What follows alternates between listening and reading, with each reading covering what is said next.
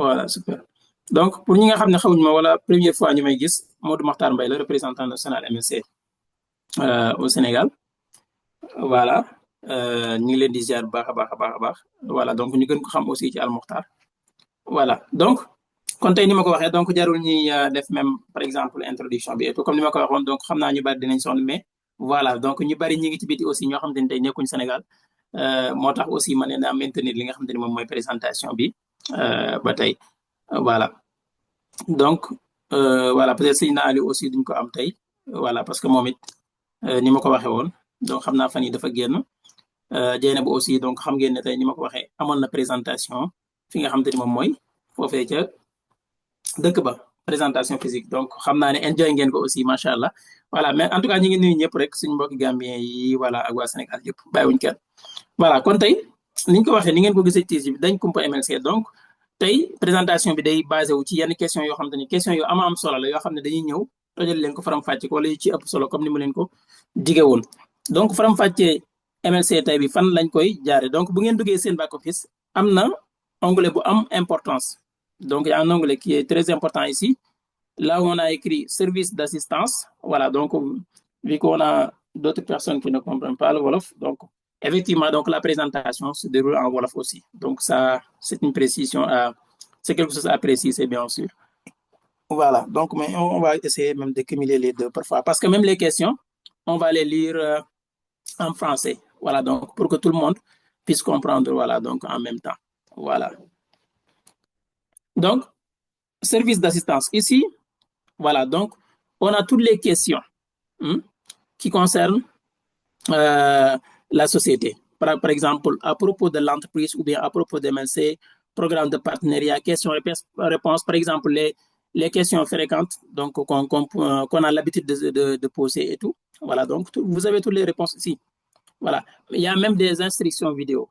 voilà donc on va les décortiquer ou bien répondre ou bien visiter ensemble même one by one donc un à un voilà donc inchallah donc quand vous rentrez ici donc dans votre back office service d'assistance vous avez ici dans un premier temps à propos de l'entreprise cliquez là-bas voilà maanaam li nga xam ne moom moo aju ci entreprise bi voilà fii question yi muy posé lépp gisoo moo tax mu ne information sur l'entreprise sa mission maanaam lan moo ko tax a jóg ses objectifs ay yan ay objectifs lañ am ay seen bëgg-bëgg ñu bëgg a réaliser et sa valeur pour la société voilà donc yooyu yëpp question par question mu koy laaj di ko tontu pour dimbali rek ki nga xam te ne aussi dugg na ci entreprise bi su sobee tuuti xool ko benn par benn fi mu ne lu ci bari dina ko xam sans problème voilà ni moo xam ni mu composé woo et ainsi de suite lépp mi ngi ci voilà kon bi ci njëkk ñu ngi posé mu ne domaine d'activité wu MLC voilà MLC léegi kenn présenté tu ko xam nañ ko My Life Control voilà donc yooyu yëpp sax dërul ma koy répondre direct mais bu ci nekk dinañ am réponse bi fii nga xam te ne moom mooy ci back office bi donc domaine d'activité d'MLC maanaam dafa baax aussi entreprise bi ngay investir nga xam ci lan lay yëngu c'est très important voilà quel est le domaine d'activité de cette entreprise voilà donc c'est la première question ici on nous dit quoi MLC est un projet international opérant dans le domaine de technologie médicale c'est-à-dire MedTech en anglais consacré à la création et à la mise en œuvre de systèmes de diagnostic de santé innovants voilà donc MLC li ko tax a jóg mu ne MLC ban domaine lay yëngu voilà ci domaine bi muy yëngu mooy lan domaine médical la bien si ñëpp xam nañ ko maanaam ci wàllum médical médecine wér-gu-yaram la bu ñuy woowee plus précisément MedTech wala MedTech en anglais voilà donc moom ci lay yëngu mu nekk projet boo xam te ne tey lan lay def mooy dafa tege ba teg mbir boo xam te ne benn système boo xam ne système boo xam ne daf lay permettre nga diagnostiquer nga mën a xool état wu santé wu nit ki voilà mais mu nekk aussi di créer produit boo xam ne produit bu innovant lay doon maanaam domaine boo xam ne domaine bu développé lay doon voilà boo xam te ni tey bokkut ak li fi amoon voilà donc innovation la voilà lu bees la daal wala itam lu ñu amélioré la voilà c'est-à-dire donc c'est une initiative humanitaire avec un objectif global donc lan moo leen tax a jóg nag léegi quel est leurs objectifs premièrement mu ne améliorer la qualité et l'espérance de vie de millions de personnes grâce à des solutions technologiques mu ne seen bëgg-bëgg mooy lan fexe ba améliorer maanaam bay gën a ñoŋal qualité ak li nga xam te ni moom mooy am yaakaar ci dund ay millions yi nit yoo xam te ni tey seen dund amaana lu mel nii bu amutoon wala bu ñu amul lu mel nii seen dund mënoon naa gën a gàtt donte nag dogal suñu borom mooy am fa ne waaye itam bari na tey faatu yoo xam te ni tey amaana bu ñu amoon taxaw bi war dëgg mën naa bañ a demee noonu comme ni ko suñu mbokk tubaab yi defee voilà wala comme ni ko tubaab yi defee voilà donc kon loolu moo ci nekk mu fexe ba apporter ci loolu yi nga xam te ni tey moom la nit ñi di am seen problème santé wala ni mel ay solution voilà parce que xamante entrepreneuriat loolu la wala entreprise boo fi gis aussi loolu la donc li muy def mooy day apporter benn solution ndax andi nañ ñi ngi ñëw ngir régler benn problème voilà donc c'est loolu dafa am solo bien sûr voilà kon boobu moo ci njëkk mu ne kon le projet couvre toutes les étapes voilà étapes yëpp di développement scientifique ci la bokk muy développer scientifiquement donc ay techniques de l'obtention de brevets de technologique maanaam ginnaaw boo amee li nga xam te moom mooy sa développement technologique scientifiquement mais aussi nga am li nga xam ne moom mooy brevet yoo xam ne day protéger technologie boobu noonu voilà loolu présenté nañ ko du benn du ñaar donc à la production sous contrat aussi donc ak ay production yoo xam ne ci sous contrat la nekk comme par exemple production sous contrat en Chine bi muy première ligne de production bi à la distribution et à l'attraction d'investissement waaye itam fexe ba distribution ginnaaw boo amee produit ba defal ko ba noppi am ay distributeurs wala moo xam jox ko ñoo xam te ne dañu ko mën a distribuer ci marché mondial bi mais aussi bokk na seen ay bëgg ba attirer ay investissement yoo xam te ne dina leen permettre dina leen may ñu mën a développer li nga xam te ne moom mooy projet bi kon question boobu am solo la bokk na ci question yi nga xam nit ki nga xam te ne dugg na ci projet wala mi ngi bëgg a investir ci MLC mu war ko laaj boo xam mooy ñan ñooy fondateurs yi ñan ñoo ko teg parce que itam dafa am solo entreprise ba nga investir nga xam ñan ñoo ne ci ginnaaw voilà donc les fondateurs du projet aussi donc ici am ngeen leen toutes les 5 personnes donc à la base ce sont 5 personnes yoo xam te ne tey ñoom ñooy membres fondateurs yi premièrement donc comme ni ma ko waxee ci kaw les organisateurs du projet font une équipe de professionnels expérimentés dans la création et la promotion de grands projets dans le domaine de l'investissement et de l'innovation donc ñoom ñëpp ku ci nekk am nga benn expérience ci benn domaine wala am nañu expérience ci domaine bi nga xam te ne tey ci lañ nekk donc boo xoolee kenn par kenn wax na la donc minimum expérience bi mu am ak ci domaine bi mu ko am par exemple le CEO fondateur Ivan Saltanov entrepreneur avec plus de 20 ans d'expérience par exemple dans la création de produits d'affaires créateur et co-organisateur de start-up informatiques existantes voilà ki ci topp Elena Zaltanova spécialiste diplômée dans le domaine de la communication interculturelle et des relations publiques titulaire de maîtrise linguistique aussi donc une expérience réussie de mise en place de structure d'entreprise dans des projets d'investissement depuis 2015 donc da lay jox one by one benn par benn ci ñoom ñooñu ñëpp voilà donc ak domaine bi nga xamante ne tey ci la nekk par exemple Maxime moo ci topp muy troisième personne bi spécialisé ou bien spécialiste certifié dans le domaine du marché des valeurs mobilières donc diplômé en économie finance et crédit une expérience réussie aussi de création et de gestion des startups informatiques depuis 2010 donc da ngay gis ne kon daanaka ñoom ñëpp ku ci nekk am nga tuuti expérience voilà donc dama ko tuddee tuuti sax mais 20 ans ndawul wala depuis 2010 loolu nekkul ndaw voilà cofondateur aussi product manager muy ki nga xam te ne moom mooy ni ñu koy waxeeti le manager de produit bi muy Sergey Melankov cofondateur d'une agence de marketing spécialiste certifiée dans le domaine de la publicité et digital marketing entrepreneur avec de nombreuses années d'expérience une expérience réussie de création et de conception des startups informatiques voilà ki ci topp 5e personne bi aussi mooy chef éditeur bi donc wala éditeur in chief bi muy Marina Temenova donc spécialiste diplômé dans le domaine de l'économie aussi et de la finance une expérience réussie de la création de sites voilà commercial dans les startups donc ku ci nekk kon gis ngeen kon ñi nga xam ñoom ñoo nekk ci ginnaaw projet bi am ngeen sax bu ngeen demee ci document yi di ngeen mën ngeen ca lire lu gën a yaatu ci ñoom aussi en même temps voilà rawatina ki nga xam ne moom mooy le CEO autobiographie aussi mën ngeen ko am ngeen xool ko parce que itam loolu dafa am solo projet bi nga investir ñen ñoo ko moom ñen ñoo nekk ci ginnaaw lan lañ def est-ce que jot nañu réaliser dara wala yu ni mel fan lañ jaar ak ci lan lay yëngu donc kon ñaari question yëpp question yu am solo la mission ak objectif projet bi lan la lan mooy seen jubluwaay lan mooy seen bëgg-bëgg donc mission wu MLC mu ne créer des technologies accessibles à tout le monde est très efficace pour le diagnostic et le contrôle de la santé donc loolu leer na mooy fexe ba créer benn technologie boo xam te ne tey non seulement ñëpp dañ ci am seen accès maanaam lu yomb am accès lay doon maanaam nekkul loo xam te ne tey bi Samba ak Demba rek lay doon mais dina ñëpp dinañ ci mën a am accès waaye itam am efficacité voilà donc ngir lan mën a diagnostiquer li nga xam te ne moom mooy contrôler wér-gu-yaramu nit ki voilà aidant les gens aussi à vivre plus longtemps et de meilleure qualité donc comme ni ma ko waxoon léegi parce que amaana léeg-léeg boo feebaroon tey amoo taxaw wala amoo lu la faj donc sens yi nga xam te ni am nga ko pour dund du bari voilà donc yooyu yëpp nag tey bu fekkee solution am na ci loolu yaakaar mën na am voilà kon ñoom fexe ba sauver ay dundi millions et millions nit voilà objectif MSC aussi apporter des développements innovants sur le marché mondial construire une réputation durable et une présence mondiale de la marque MLC voilà mooy bi ci topp itam seen objectif mooy apporter li nga xam te moom mooy développement innovant ci marché mondial bi donc fi ñuy dégg entreprise mag yëpp ñu leen fay dégg wala sax ñu dégg ko fu ko raw waaye itam tabax benn li nga xam te moom mooy réputation maanaam boo déggee réputation mooy maanaam nu ma ko mën a tuddee ci wolof waaye war a rafet maanaam am nga maanaam tey nekkul sa der yàquwul donc loolu nag lu ñuy tabax la ci ay at da ngay xëy rek am ko déedéet voilà man ngay soog a ñëw par exemple mën nañ ci joxe exemple yu bari voilà maa ngi gis benn conférence bu siiw boo xam ne daan naa ko partager ci groupe par exemple bi nga xam te ne tey ci la ñuy def li nga xam te ni moom mooy waa ji da doon présenter li nga xam te ne moom mooy bitcoin voilà salle bi li muy rëy 3 personnes xaw ma 4 personnes ñoo ci nekk mënut sax 4 c'est 3 la voilà en 2010 voilà donc bien sûr boobu mën nañ ne amagul réputation bi mu am nii tey voilà mais xoolal 15 ans 16 ans après tey fan la bitcoin toll voilà donc c'est la même chose ak entreprise yu bari yàgg naa leen woon par exemple bi may commencé nii rek vidéo bi nga xam ne moom ngeen doon seetaan voilà tey Google kenn dootu ko présenté ti voilà pourtant fi mu débuté dara amu fa woon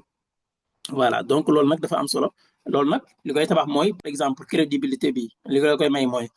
ak par exemple réputation bu baax bi mooy transparence ci li nga xam te ne tey moom ngay def ak cohérence ci li nga xam te ne moom ngay def voilà donc boobu moo ci kii donc orientation du projet le marché sur lequel le projet fonctionne question bu am solo aussi voilà li nga xam te ne moom mooy projet bi ban marché lay évoluer ban marché la voilà le projet travaille dans le domaine de medtech boobu defe naa waxoon nañ ko sànq sax mooy technologie médicale qui est l'une des destinations les plus dynamiques au monde par exemple secteur la boo xam te ni tey li muy changé dafa bari wala changement bi muy def dafa gaaw voilà selon une étude waaye aussi nécessaire aussi voilà moo xam ne bu mënta ñàkk la selon une étude de marché réalisée par l'agence Méga Research spécialement pour MLC boo xam te ni tey Méga Research ñoom moo leen ko defal pour ñoom carrément ñoo xam ne ñoo ko sant pour mu defal leen ko Méga Research aussi mën ngeen ci def ay research agence la boo xam ne macha allah am na xam-xam ci wàllu boobu la croissance annuelle attendue du marché maanaam marché bi mu wax ni muy marché technologie médicale bi sera de entre 15 à 30%. Voilà d'ici 2045 maanaam fii ak 2045 marché CGM bi dina multiplier wu par 21 pour atteindre 233 milliards de dollars voilà donc lii nag ay statistiques la maanaam ay études la jàngat yu ñuy def nekkul rek lu ñu wax noonu ci ngelaw li voilà donc medtech intègre les technologies de surveillance de diagnostic de prévention et de gestion de la santé donc MLC occupe une niche boo déggee niche maanaam par exemple tey nga ne domaine bi mu nekk loolu rek niche la domaine médical par exemple medtech loolu niche la voilà maanaam li la ràññeele ak nangam donc domaine la boo xam ne tey mu nekk niche boo xamante ni tey dans le secteur des dispositifs de surveillance de la glycémie muy CGM bi nga xamante ni tey moom lañ def et d'autres solutions grand public voilà li neex ci question yi mooy question yi bari yoo xam ne déjà biñ koy intégré ci li nga xamante ni moom mooy back office bi seen produit sax pareegul maanaam amaguñ sax exemplaire boo xam ne di nga ko mën a téye te tey alhamdulilah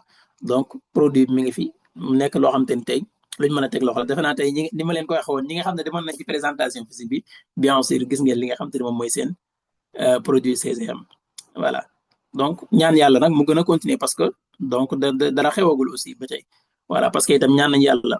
procédure certification mi ngi en cours su fekkee loolu am na ñi soog a wax par exemple naka la ñuy gën a mën a defee production en masse ba commencer commercialiser li nga xam te ne moom mooy produit bi incha allah voilà parce que itam domaine médical la faaw nga am certification sa produit pour mën ko soog ko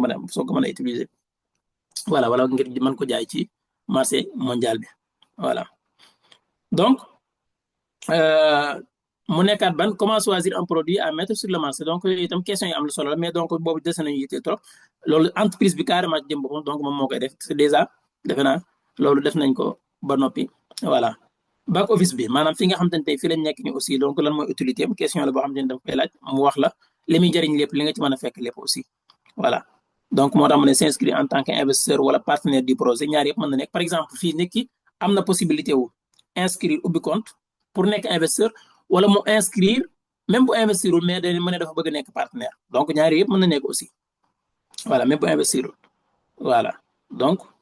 par exemple wala par exemple au début bi même bu investir wala amul lu mu investir mën na développer programme de partenariat pour li nga xam te ne am li nga xam te ne moom mooy ay premiers investissements pour mën ko def voilà donc kon nit bu inscrire ñaari objectif yooyu la am bu ko neexee mu nekk investisseur simple wala mu boole ñaari yëpp nekk investisseur mais en même temps nekk li nga xam te ne moom mooy partenaire projet bi acquérir des parts d'investissement et participer au partage des futurs bénéfices aussi voilà non seulement premièrement am ay parts d'investissement waaye itam participer ci li nga xam te ne moom mooy bénéfice yi nga xam ne moom mooy ñoom bénéfice moo xam mu bàyyi ko ci programme partenariat bi la wala itam li nga xam te ni tey say investissement say propre investissement moo la koy may muy parts yi nga xam te ne moom nga jënd lim la mën a jural ëllëg voilà signer des documents en ligne par exemple contrat yeegi ni mel ceci avec un flux de travail électronique complet par exemple yoo xam te ne mën nga ko signer sans problème électronique maanaam wala par exemple en ligne sans ngay am benn jafe-jafe voilà accéder au matériel marketing aux outils du programme de partenariat et à l'analyse voilà mu ne itam back office bi bokk na ci li nga xam te ne moom lay jëriñ mooy di nga mën a am accès ci matériel de travail ki nga xam te ne tey dafa bëgg a def programme partenariat bi bépp jumtuwaay bu mu soxla moo xam document juridique moo xam par exemple présentation projet ak ay flag ak yu mu ci mën di doon donc yooyu yëpp mën na ko am sans problème voilà mu ne notre opérateur technique seen opérateur mu ñuy wax Commerce Cloud Soft Ltd bi nga xam te ne moom mooy mi ngi see foofee ci Royaume-Uni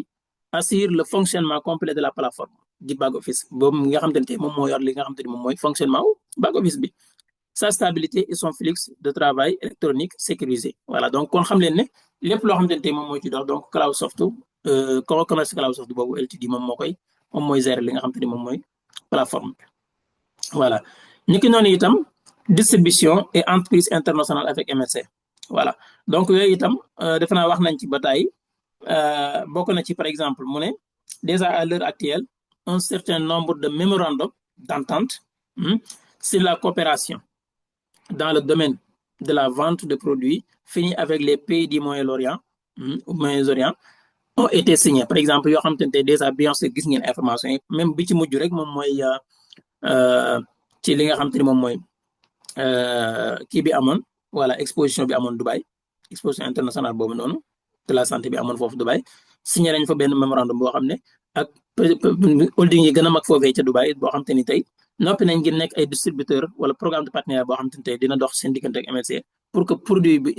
une fois bu pare donc ñoom dinañ mën a def distribution yooyu noonu sans problème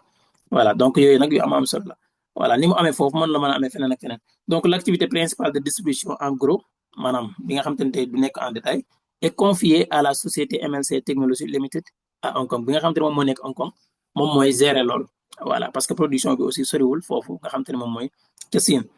voilà donc société bi nekk Hong Kong moom mooy gérer li nga xam te ne moom mooy distribution en gros bi voilà donc kon li ci neex mooy gis ngeen yi yëpp information yi la yoo xam te ne tey ku nekk surtout ko mën a lire donc jarul sax ngay xaar benn almoxtaan ñu di la ko wax leeral voilà mën na la wax fan ak fan la nekk mais nga jël sa temps nga lire étape par étape amaana question yu bari yu ngeen laaj yoo xam ne su ngeen duggee da ngeen ko ciy fekk voilà donc ba ci structure juridique bu entreprise bi répondre na ko fii gis nga ko jox na la ci benn bu nekk lan mooy utilité am bu fekkee yéen a ngi dégg MSCT bu fekkee yéen a ngi dégg Unicom bu fekkee yéen a ngi dégg Shenzhen MSC Technology wala MSC Technology Limited encore bu ci nekk lan moo ko tax a jóg donc mën nañ leen ko lire parce que lu am solo la parce que dina la permettre nga comprendre structure juridique bu entreprise bi voilà parce que léeg-léeg ngay dégg Siin dégg Dubaï wala nga dégg Hong Kong waaw léegi lan mooy problème ba da ngay xaw a jaxasoo voilà donc mu ne la afin d'assurer des garanties juridiques une grande transparence et un renforcement de la protection juridique le projet a une structure juridique internationale unique voilà bi ci njëkk mu ne MLC GT ELC Fes bi Émirats Arabes Unis la nekk donc mu ne mooy boobu mu wax la mooy lan mu ne est une société de gestion boobu li ko tax a jóg moom mooy gestion administration donc société de gestion la titulaire de la propriété intellectuelle moom mooy bi nga xam te ne moom mooy propriété intellectuelle bi waxoon naa leen ko ba tey aussi muy technologie bi et développé et développeur bi aussi de technologie voilà siège social am maanaam fan la nekk fan la situé wu loolu itam lu am importance la parce que itam léeg-léeg présenté la société boo xam ne mënu ko identifier loolu baaxul voilà géographiquement da nga war a xam société bi nekk war nga xam les fondateurs produit bi li muy def ban marché lay évoluer ndax am na avenir wala amul avenir donc loolu lépp alhamdulilah dañ koy gis ak li nga xam te ne moom mooy entreprise MLC bi donc siège social bi mi ngi nekk Maydaan Grand Stand donc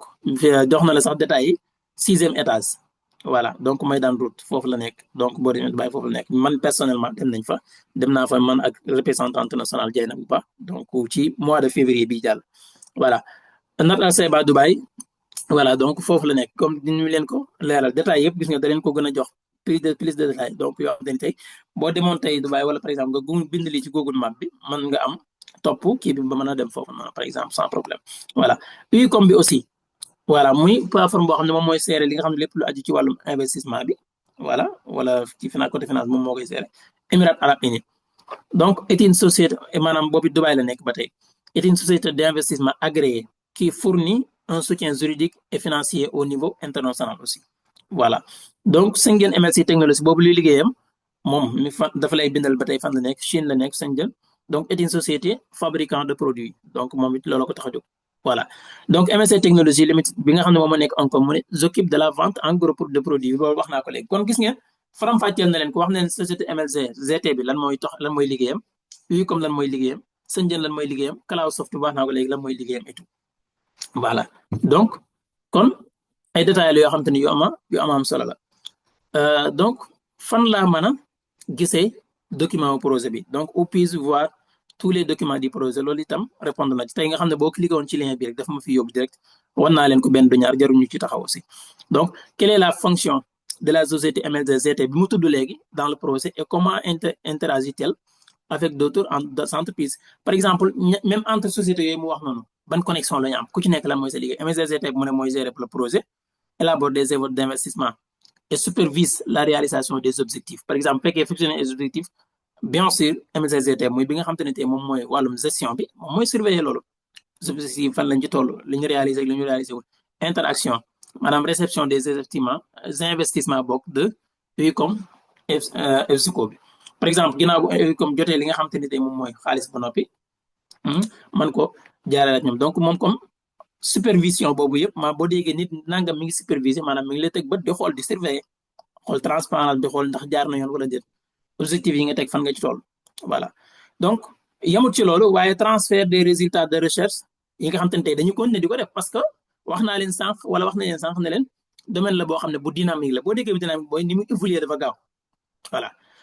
li nga am ci départ ni par exemple ci diggante 2022 léegi au fur et à mesure ñuy dem mën na am ay changements à chaque fois parce que lan da ngay adapté wu ak fii nga xam te ne fi laa dem toll ni ma koy waxee saa su ne di ko joxe exemple tey Nokia tey bu ñu demee ba déggatuñ ko parce que dañoo refuser le changement par exemple la moo tax Apple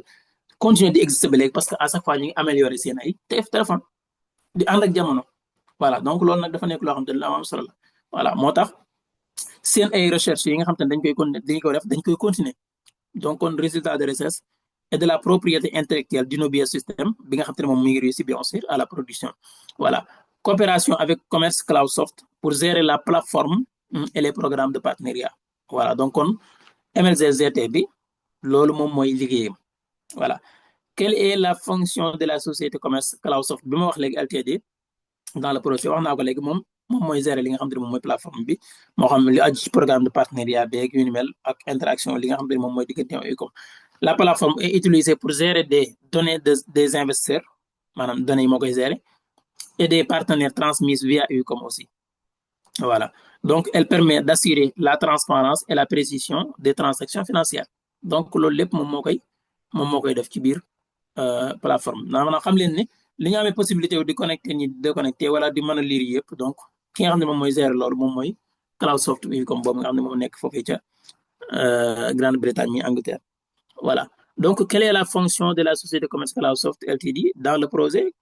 comment fonctionne son interaction avec Unicom maanaam yemul ci wax la li muy def kese waaye ban connexion la am ak Unicom donc loolu lépp mi ngi la koy leeral fii daf lay wax ne mu ne Cloudsoft est responsable de l'infrastructure informatique du projet la gestion de la plateforme bi nga xam te ne moom mooy MSC Health bi ñi nga xam te ne ci lañ connecté nii et mise en œuvre des programmes de partenariat interaction avec Unicom la plateforme est utilisée pour gérer les données des investisseurs des partenaires transmises via Unicom elle permet d'assurer la transparence et la précision des transactions financières voilà donc léegi mu waxal la tamit quelle est la fonction de la société Unicom EFSCO bi mu wax noonu voilà dans le projet ak naka lay interagir ak li nga xam te moom mooy yeneen entreprise Unicom waxoon naa leen ko moom mooy jouer le rôle d'intermédiaire financier attirant les investissements et les transférer ou bien et les transférant à MLGZT bi ñu wax sànq ci kaw interaction coopération avec Commerce Cloudsoft pour gérer les données des investisseurs envoi des fonds à MLGZT kon ginnaaw bi nga xam te ne tey ñun investissement yi ñuy def bu ci Unicom jotee parce que lu am solo la fii parce que itam jëmmi MLGZT amul droit par exemple bu doon MLGZT maanaam par exemple boo xawoon statut juridique am par exemple tey boo créer entreprise même ba ci foofu Sénégal bu ngeen doon créer par exemple benn entreprise boo demoon tey di wut NENEA dañ lay wax ne nga bind nga mentionné activités yi nga xam te ne da nga koy def voilà d'accord su ma doon ubbi sama société par exemple Sénégal d'accord bu fekkee ci commerce kese laay am man naa bind commerce waaye wóorul comme que ëllëg mën naa cee bëgg a def leneen par exemple agence de voyage wala dama bëgg a yënguwaale ci par exemple transport wala par exemple import export li gën mooy yooyu yëpp ma mentionné ko ci ma def ko même bu fekkee defaguma ko léegi donc kayit boobu nga xam te ne da nga cee def li nga xam te ne moom mooy activité yi nga xam te ne moom mooy def ba ñu agréé la ko defal la ci sa kii bi donc di nga mën a am droit def activité yooyu sans problème voilà MLGZT bi nag loolu du liggéeyam voilà boo xoolee bokku ci ay activité am kan moo am droit boobu wala kan moo ko mën a def mooy ki nga xam te ne moom mooy Unicom kon Unicom moo tax muy par exemple investissement yi ci moom lay jaar après ñoom ñu seen jëm bopp nag ñoo koy transféré li nga xam te ne moom mooy MLGZT bi nga xam ne moom mooy wàllum gestion bi voilà donc kon loolu lay leeral léegi donc pour gérer les données des investisseurs envoie des fonds à MLGZT pour financer des projets voilà moo xam la production ak li ci aju moo xam production bu mu ci mën di doon et tout voilà donc loolu moom mooy liggéey li nga xam te ne moom mooy Unicom ak naka lay jokkalante ak MLGZT donc quelle est la fonction de la société Unicom EFSCO dans le projet voilà donc boobu laa wax léegi comment se déroule l'interaction entre Unicom ak Commerce Cloudsoft ñoom ñaar bi muy Cloudsoft wax naa leen ko rek mooy gérer plateforme bi Unicom bi aussi bi gérer investissement yi mu ne ñoom ñaar seen liggéey naka la tëddee mu ne Unicom EFSCO boobu noonu mu ne mooy transmet les données des investisseurs et des partenaires à la société Commerce Cloudsoft moom moo koy jox données yooyu noonu pour une analyse une gestion ak lan mise en œuvre ultérieure des programmes de partenariat par exemple programme de partenariat bi man ni ma leen ko waxee pour ñi nga xam ne ñu ngi def programme boobu noonu Commerce Cloudsoft fournit un support informatique et une surveillance des opérations par exemple fekkee jël naa biir transféré benn Samba ma Demba transféré naa di Cheikh Salah transféré naa nangam Alaaji Touré et tout transaction yooyu noonu yëpp kon xam leen ne moom moo koy gérer ginnaaw bu ko Unicom joxe information yi nga xam ne wala bu ko transmettre li nga xam ne moom mooy données yooyu noonu voilà mu ne comment les sociétés Unicom ak li nga xam te moom MLGZT ban relation la ñu am ñoom it seen interaction naka la demee mu ne seen jokkalante boobu naka la demee mu ne Unicom EFSCO bi mu ne transfert des fonds d'investissement à MLGZT maanaam comme waxoon naa la ginnaaw boo ko jotee parce que moom moo am droit jot loolu ci moom la ñuy jaar assurant le financement des projets donc ngir mën a assurer li nga xam te moom mooy financement au projet yi MLGZT utilise les fonds reçus ginnaaw bu ko MLGZT jotee nag dina mën a jëfandikoo xaalis boobu nga xam te ne jot na ko pour développer et mettre en œuvre des projets donc mën a léegi nag exercer wala mën a exécuter li nga xam te ne moom mooy projet yi nga xam te ne am na ko mën koo doxal voilà donc comment est organisée donc l'interaction entre MLGZT et InnoBiosystem bi MLGZT bi nga xam ne moom moo yor wàllum gestion bi InnoBiosystem bi nga xam te ne moom ma nga foofee ca Russie nga xam te ne tey ñoom ñoo fa la laboratoire bi nekk nga xam ñoom ñoo yor wàllum recherche beeg yu ni mel et tout donc ñoom ñaar bonne relation la ñu am mu ne MLGZT conclut des contrats avec InnoBiosystem muy InnoBiosystem bi nekk Russie muy fi laboratoire bi nekk wala en tout cas société bi def recherche yi bokk pour la recherche et la création de propriété intellectuelle. Propriété intellectuelle wax naa ko waxati ko li arab yi wax mooy lan milka fikriya boo xam te ne tey yow yaa moom xalaat bi yow yaa moom sa technologie boo ko xasee defal ba noppi comme par exemple lii su ma ko créé woon def sama maak bind ci almuxtaar tey keneen ku ko copier wala nangam da ngay bu mën naa laa topp ci yoon su ma la yóbboo da may fay xaalis wala nangam voilà parce que da ngaa tooñ voilà kon loolu mooy propriété intellectuelle boobu boo xasee am par exemple Google tey am na borom ñoom moom seen propriété Apple seen marque képp kenn sañu ko copier Samsung seen marque la voilà donc loolu propriété intellectuelle maanaam technologie bi yow yaay borom voilà koo joxul dogal wala par exemple mën ko utiliser du ko mën a utiliser voilà looloo tax par exemple itam foofu ma fi souligner waat lu am solo par exemple bu ngeen déggee ñu ne ñi nga xam ne mooy part technologie niñ ko doon jaayee foofu ñu ne la du kii bu ñuy jaay maanaam nekkul produit comme ni nga xam te ne moom mooy production bi nga xam ne capteur lañ am foofu lan lañ jaay dañ koy jaay sous licence par exemple d'accord suñu technologie man maa ko moom maay borom waaye mën naa ko jox ma sàmba wala ma démb ngir mu mën ko utiliser su fekkee man maa koy donc kooku dama koy jaay sous licence voilà donc dama koy jaay sous licence à chaque fois ma joxe ci exemple bu gën a terre à terre ma ne lan mooy différence production bi ak li nga xam ne moom mooy technologie mi ngi mel ne su ma amoon ab tool tey tool bu yaatoo yaatu am ay tracteur ak ay machines yoo xam ne moom laay utiliser ngir bay tool bi d'accord léegi sëñ Modou Mbacké ñëw investir ci li nga xam te ni moom mooy ci machines yi maanaam matériel yi nga xam te ni moom laa moom ak li nga xam te ni moom mooy njiwu bi nga xam te ni moom laay def ca tool ba Alaaji Touré ñëw comme que Touré la sant wala Cissé yi ñoom biñ ñëwee rek daal di investir par exemple am possibilité investir ci li nga xam te ni moom mooy lay dem ca tool ba parce que fekk nañ ma am machines yi nga xam te ni soxla naa ko pour doxal sama tool beeg yu ni mel et tout bu ñu investir ñoom it ca la nga xam te ni moom mooy dem ca tool ba kon tey su fekkoon tey bay naa ba at mi jeex wala par exemple par 3 mois wala par lu ma mën di bay la nga xam te ni tey juddoo na ca tool ba comme production maanaam la fa juddoo ña nga xam ne dañoo investir ci produit ba dañuy am seen bénéfice voilà waaye itam ñi nga xam te ni bu dee ci technologie bi nga xam ne suñu Mbacké investir na ci ñaar yëpp non seulement dina am ca production boobu waaye dina am ci li nga xam te ni tey machines yi wala tracteurs yi nga xam te ni tey jëfandikoo naa ko ci naka mooy lan jox naa ko benn Alaaji Touré wala benn sax sala mu utiliser ko ci ay toolam waaw wala Baye Serigne Lo mu utiliser ko ci ay toolam wala jox naa ko benn Alaaji Ka mu utiliser ko ku ko ci utiliser nag may fay moo xam dama la ko liyee wala nangam fi mu mën di doon voilà léegi xaalis boobu muy dugal itam ña ci investir aussi dañ ci gis seen bopp donc ci li mu pour mu gën a terre à terre donc mën ngeen ko considérer comme noonu voilà donc nga xam ne noonu rek lay demee voilà kon ñi investiroon ci tool bi li nga xam ne moom moo fa juddoo ñoom dinañ jot li ñu war a jot waaye foofu rek lay bàyyi ko waaye man mi nga xam ne nag damaa defoon sama xaalis ci ñaar yëpp aussi donc ci ñaar yëpp laay gis sama bopp voilà donc kon les résultats de R&D muy société boobu ma wax maanaam muy société technologie bi donc sont transmis à MLCGT ginnaaw heure bu ñuy continuer def seen ay recherche lu ñu gisaat résultats yi ñuy am ñu ne dañ koy transmettre dañ koy jox MLCGT bi nga xam ne moom mooy yor wàllum gestion bi pour une mise en production ultérieure donc pour que ñu mën a mettre loolu en production voilà donc kon loolu moom mooy seen alaaka wala seen relation entre ñoom ñaar noonu la ñuy jokkalante wala jokkalante voilà du ngeen ko bëggee rek voilà donc comment est organisée l'interaction entre MLC Technology Limited ak Syngene MLC Technology LLC bi voilà donc boobu xaw na gudd mais ba tey amul problème ñu wax leen parce que itam ay détails yoo xam ne parce que faram-fàcce la ñu wax tey donc seen naa li mu ne ko doon faram-fàcce mais tey bien sûr donc ma fi nekk dinañ leen defal ni ñu ko waxee ci faram-fàcce bi voilà wala firi fàcce ni ngeen ko mën a tuddee ci wolof si bi fi nekkoon dina ma teg ci yoon voilà donc la société de gestion muy MLCGT bi ma waxoon léegi de la production est une filiale MLC Technologie donc kon filiale la ci wala pàcc la ci MLC Technologie bi voilà donc noté leen loolu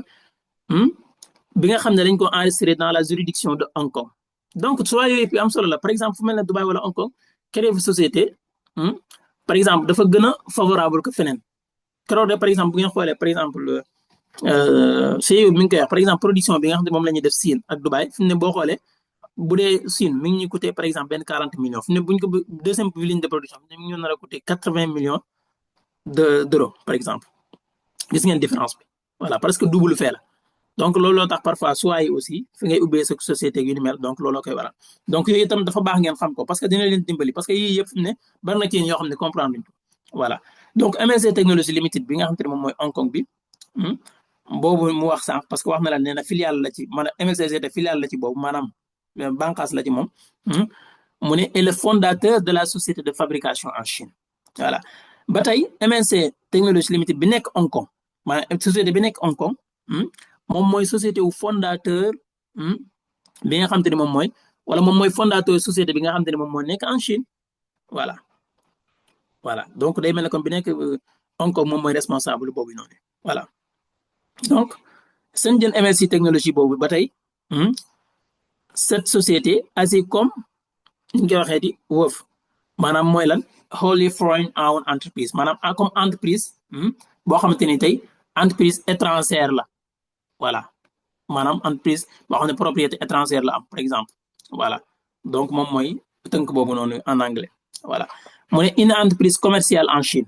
voilà boo xamante ni tey entièrement détenue par des investisseurs étrangers voilà donc moom la traduire na ni sax en quelque sorte li nga xamante ni moom mooy en français voilà muy wholly foreign owned entreprise voilà donc Shenzhen MLC Technologie bi itam mu ne conclut des contrats directs pour la production de produits sur le principe de ni ñu koy waxeeti CDMO maanaam contract development and manufacturing organization voilà donc achète également des composants pour l'organisation de CDMO et Asie en tant que client pour la certification des produits donc loolu lépp ci ab liggéeyam la bokk voilà donc les marchandises fabriquées par Shenzhen MLC Technologie bi sont vendus par le biais de contrats d'approvisionnement conclus donc lii mooy li ma leen doon expliquer léegi ci tool beeg matériel yi ci aju parce que par exemple moom lay leeralaat ni mu ne par les acheteurs avec MLC Technologie Limited encore voilà kon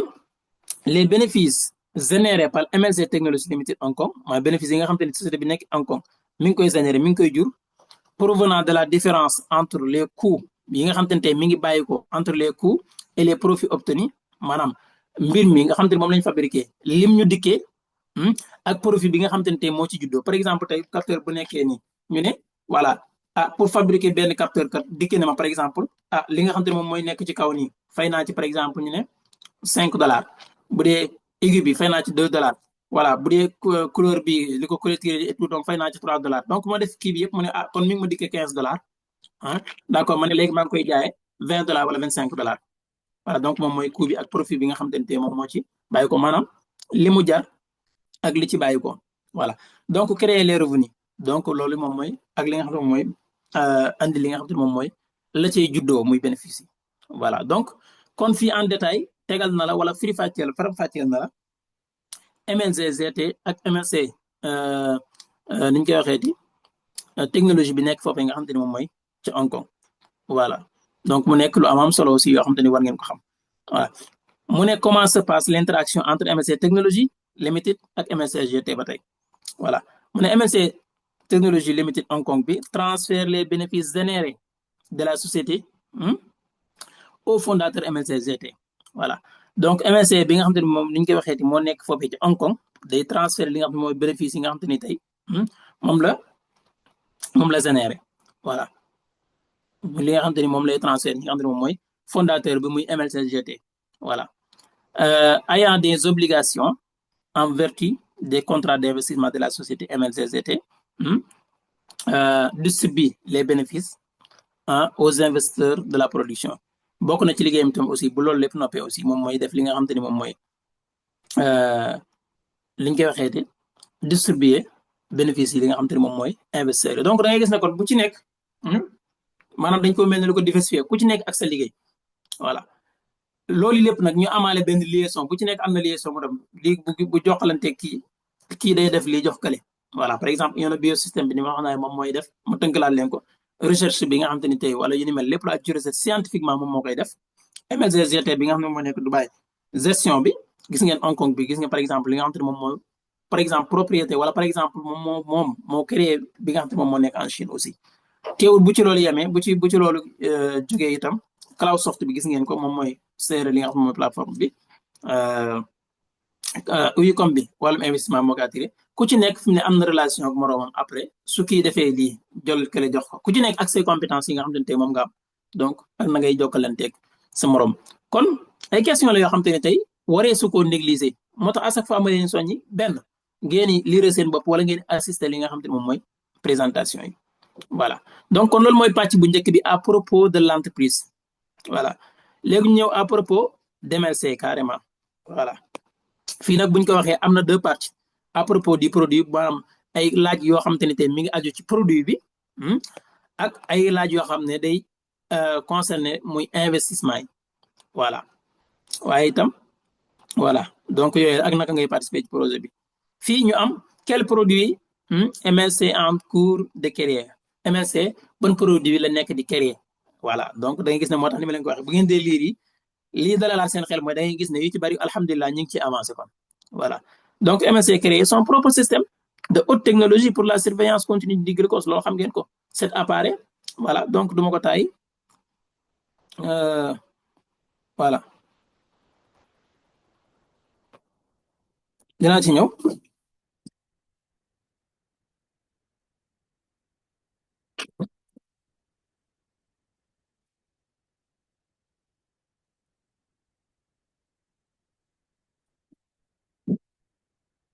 voilà daal leen ma tuuti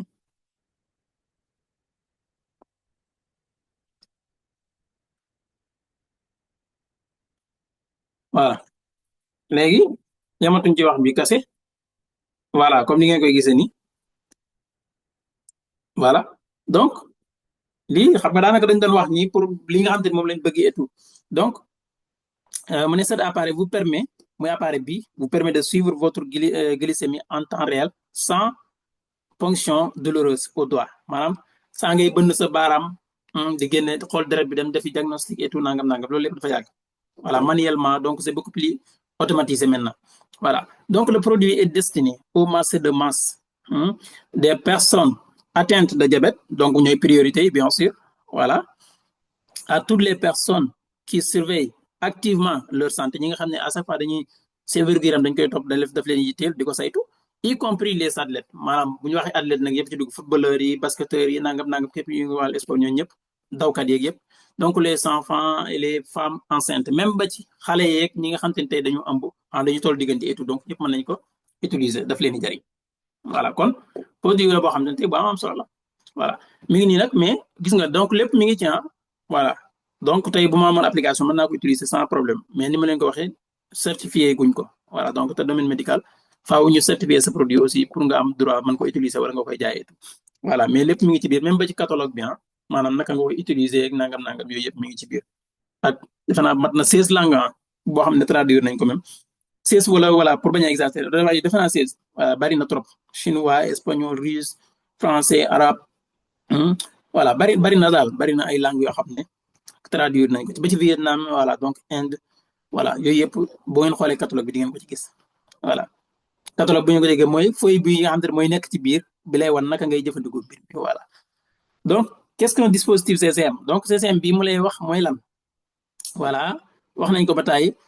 dispositif la boo xam ne daf lay permettre tey nga mën a surveiller wala ni ñu koy waxee en anglais CGM continuous glucose monitoring loolu lay teg voilà maanaam dispositif la boo xam ne dafa lay permettre tey nga mën a suivre sa glucose maanaam 24 heures sur 24 7 jours sur 7 sans problème voilà système bi mu ne capteur la boo xam te ne da nga koy installé ci sa yaram maanaam wala sa bara bi nii par exemple nga di ko mën a surveiller à travers ci li nga xam moom mooy smartphone téléphone moo xam Apple la wala déggal wala Apple wala Android voilà donc moom bu mu ci mën di doon di nga ko mën a gérer foofu man di nga ko mën a surveiller wala sax même parfois li nga xam te ne moom mooy montre voilà donc logiciel d'analyse boo xam te ne day afficher les données maanaam ci application direct ngay gis information yi foofu noonu voilà kon daf lay permettre mu ne bi ci njëkk nga surveiller le glucose en temps réel prévenir les risques hypo wala hyperglycémie donc maanaam bii yéeg ak bii wàcc yëpp donc nga maanaam ndax da nga am hypertension wala peut être dañu koy waxee hyperglycémie wala hypoglycémie voilà moo xam ndax mbir mi yéeg na wala wàcc na yëpp donc voilà mooy bu yéeg ba wala bu wàññeeku voilà donc léegi ngay dégg hypertension wala hypotension donc yëpp da ngeen koy dégg voilà donc c'est un peu technique pour ñi nga xam ne ñooy yëngu ci wàllum médical voilà donc ñun nag duñu ay médecins voilà donc duñu nekk ci domaine médical bi aussi voilà donc ay investisseurs lañ voilà donc de prendre des décisions opportunes au niveau de la nutrition de l'activité sportive et des médicaments donc boobu moom da ngay gis ne kon mooy concerné ñi nga xam ne athlètes yeeg yeneen yi ni mel donc moo wala ñi nga xam ne par exemple bëgg ngay xool li ngay lekk li lay baax ci yow et tout donc duñ ko mën a surveiller donc kon capteur la boo xam ne tey bu am solo la voilà yemul rek ci ñi nga xam ne tey ñu am te li ci gën a doy waar mooy diabète par exemple plus de dernière statistique yi en 2025 voilà donc peut-être buñ ko xoolaatoon mën na ëpp loolu 580 millions ci àdduna bi dafa bari te day gën a yokk malheureusement day gën di yokk voilà donc boo ko doon xoolaat en 2026 mën na ëpp loolu wala mën na ko weesu voilà donc analyse du marché et perspective de croissance donc loolu ñëwoon naa ci waxoon naa ci par exemple fii ak 2030 2045 boo fi mu mën a dem bi nga xam ne tey méga recherche dem na ko jaruñu ci ñëwaat quand le prototype de l'appareil sera-t-il prêt et sa production comment sera-t-elle voilà bi ci njëkk gisoon ngeen ko ci feuille de route bi bien sûr muy première ligne de production mu ne le prototype modèle industriel est déjà prêt bien sûr loolu dañ koy dëggal prototype boobu léegi ma échantillon boo xam ne tey mën nga ne lii mooy nangam kon mooy li ma leen koy waxee rek xam nga projet ci lii lañ koy natte li ngay wax fan nga ci toll voilà parce que itam li ma koy waxee saa su nag surtout startup wala par exemple MSC sax waxatuñu wax startup parce que weesu na dépassé na ko bien sûr mais maam projet boo xam te ni tey dañ lay wax nangam diwo ko moom wala nangam balaa ngaa gëm dara yow xoolal par exemple ndax li ngay wax ñi nga ciy avancé wala déet tungu ne nag du teew ñuy nataal voilà du ma gis lu ne fàng naan damay jeex feneen déedéet voilà donc lu ne fàng kenn du ko jeex voilà donc bien sûr loolu dañ koy dëggal et déjà prêt maintenant il est dans la phase finale voilà mi ngi ci étape presque même bu mujj bi les tests internes et le débocage sont en cours voilà débauchage sont en cours. Parallèlement, nous avons commencé le processus de certification de l'appareil selon le norme CE. Par exemple, bi nga xam ne moo leen permettre ñu mën a jaay ci marché européen. Processus loolu mi ngi en cours processus mi ngi en cours voilà waxuñ nag exactement fii lañ toll ñu mel donc mais bien sûr defe naa tey webinaire bi jàll bu ngeen ko suivre am nañu ko laaj Ivan kañ lay kii wala yu mel même am na ku ko laaj sax ne ko bu fekkee nanguwuñu leen defal certification mu ne loolu c'est impossible voilà lenn moo am benn ñu ne la par exemple sa couverture bi wala nangam sa aigu bi dëppoowut ak sunu ay normes nga dem changer ko nu ñu la ko waxee nga dem changer ko du problème voilà donc mën na diire bien sûr à chaque man wax na sax ma ne noonu lañ lay def souvent dañ lay ping pong maanaam mën nañ la dawloo et tout voilà mais lépp lu ñu la wax nga amélioré nga def donc mais rejeté ko noonu mënul nekk voilà donc ay mbir la yoo xam ne procédure la boo xam ne mën nañu wax ne de minimum lii lay jël maximum lii lay jël voilà donc ñi ñaan yàlla mu am ci biir 2026 bi voilà ba am benn contretemps wala contrainte boo xam ne def ci am deuxièmement le lancement de la production est prévu pour 2026 après la réussite de tous les tests bu ñu réussir test yëpp donc ci 2026 bi mën nañu def li nga xam ne moom mooy lancement wala li nga xam ne mooy production bi en masse donc la première étape consistera à produire muy étape bu njëkk bi mooy produire un lot d'essai boo xam te ne tey limité lay doon de 10 000 appareils en utilisant notre première ligne de production sous contrat ancien voilà première étape bi ci njëkk mooy produire benn 10 000 boo xam te ni tey essai lay doon voilà bu ngeen xoolee ci feuille de route boobu itam bien sûr par exemple objectif bi dëgg ci 2026 bi su fekkee tey par exemple lépp jaar na yoon jéem a fexe ba jéem a produire lu mat li nga xam te mooy 1 million capteurs voilà suñu amee la possibilité def ko voilà mais avant loolu itam ni mu ko waxee nii daf ci am sax muy phase d'essai bi voilà essai bi nag mën nañ koy def ci ay animaux wala yu ni mel ainsi de suite yoo xam te ne tey dañ koy essayer pour xool essai médical bi maanaam pour xool ndax am na ay effet secondaire wala nangam yan jeexit lay def ci ñoom ainsi de suite yooyu yëpp fu mu ne ay essai la yoo xam te ne tey boo amee 10 000 capteurs yi parce que yooyu itam dañ leen koy laaj par exemple moom it leeral na ko keroog nga xam ne tey dañuy wax ne pour ngeen am essai bi andi leen nu temps d'appareil ñu mën a xool essai yooyu noonu par exemple ñun testé nañ ko ci nangami animaux wala ci nangami ay nit ñi nangam yoo xam ne bi ñu kiiyee résultat bi lii la ñu dikkee voilà donc à chaque fois noonu lay demee donc yii yëpp nag c'est des étapes à suivre voilà donc ces premiers appareils ne seront pas commercialisés donc c'est très important il faut noter ça aussi par exemple 10 000 appareils yooyu mu wax moo tax mu ne premier appareil yu njëkk yi kenn du ko commercialiser ils seront dirigés pour les fins suivantes voilà mooy lan bi ci njëkk mooy lan certification industrielle finale, essai sur le terrain en conditions réelles, démonstration des capacités de l'appareil aux partenaires et investisseurs potentiels lii ko tax a jóg comme ñun ni ñu ko joxee nii bien sûr voilà kon day mel ne kon yu njëkk yi lii lay jariñ muy def pour def démonstration pour def les essais ainsi de suite voilà kon kenn commercialiser ko par exemple man bi ma yor nii jënduma ko voilà boo déggee kenn du ko commercialiser mooy defaruñ ko ngir jaay ko voilà loolu mooy commercialiser bu ko defee may leeral tuuti ci wala bu ko defee sax mbokk Gambien compréhension bi gën a yomb voilà donc defaruñ ko ngir jaay voilà donc lañ koy defaree ngir mën a xool par exemple almuxtaar jox nañ ci almuxtaar jox ci jeena bu jox ci suñu mbokki Burkina bi suñu mbokki Vietnam yi ñeneen ak ñeneen ñi nga xam ne ñëwoon nañ représentant yëpp ngeen mën a yóbbu tey ni may defee présentation may def démonstration voilà comme ñoom niñ ko defee woon aussi suñu kanam nga xam ne Sergey bi ma tudd léegi nga xam ne moom moo yor wàll boobu te essayé ko carrément yorutoon rek ci benn capteur mais defe naa ñett yoo xam te ni tey daf koy comparer pour mën a xam différence bi et tout nangam nga xam ne loolu lépp ay test la voilà donc te phase bii nag moom ñi ngi ci déjà voilà comme ni ma ko waxee produit bi ma yor ni ma jënd ma ko keneen ak keneen jënd ko donc dañu ko jox pour def démonstration pour nangam voilà donc te pourtant c'est utilisable voilà luñu mën a jëfandikoo la bokkut ak yu njëkk yi nga xam ne porte bi kase la woon wala yéeme bii lépp ngi ci comme ni ma leen ko waxee lépp mi ngi ci voilà leen donc teema man ko utiliser su ma amoon application bi wala ñu certifié ko voilà donc loolu lay doon voilà kon foofu yi am solo la voilà qui sont les consommateurs de ce produit ñan ñooy consommer produit bi boobu wax naa ko jarul ñu ci ñëwaat aussi nañ wax ni ci kaw rek pour les personnes atteintes de diabète ñoo ci njëkk pour leur famille aussi voilà maanaam c'est la tranquillité d'esprit surtout quand il s'agit d'enfants ou de parents âgés moo xam mag yi ak ndaw ñi yëpp kon produit bàyyiwul kenn pour les médecins aussi il s'agit de données objectives permettant de prendre des décisions cliniques précises voilà pour les biohackers voilà biohackers maanaam ni mu koy waxeeti bricoleurs d'ADN voilà donc et les athlètes c'est un outil pour optimiser l'énergie la performance et la santé métabolique par conséquent le marché des ECM va bien au-delà des patients insulinodépendants donc pour atteindre toute personne intéressée par une compréhension approfondie du fonctionnement de son corps voilà donc kon ñii ñooy ñi nga xam te ne tey ñooy mën a consommer pour kon da ngeen gis ne daanaka épargne ñëwul kenn voilà donc bien sûr ni ma ko waxee léegi ñëpp les personnes atteintes de diabète ñoom ñooy priorité mais teewul athlètes yeeg famille nit ki moo xam xale yi ak mag ñi yëpp mën nañ ko kii pour li nga xam te ni mooy fexe ba def li nga xam ne moom mooy prévention donc mieux vaut prévenir que guérir noonu la ko jànkat tubaab yi mu di waxee arabi di wax naan al wiqayatu xayrun minal ilaaj voilà wala wolof nee na fagaroo gën faju voilà defe naa leer na ñëpp jël nañ seen wàlla voilà donc pourquoi votre produit dépasse-t-il les analogues existants sur le marché donc mu nekk question boo xam te ne tey boo am solo la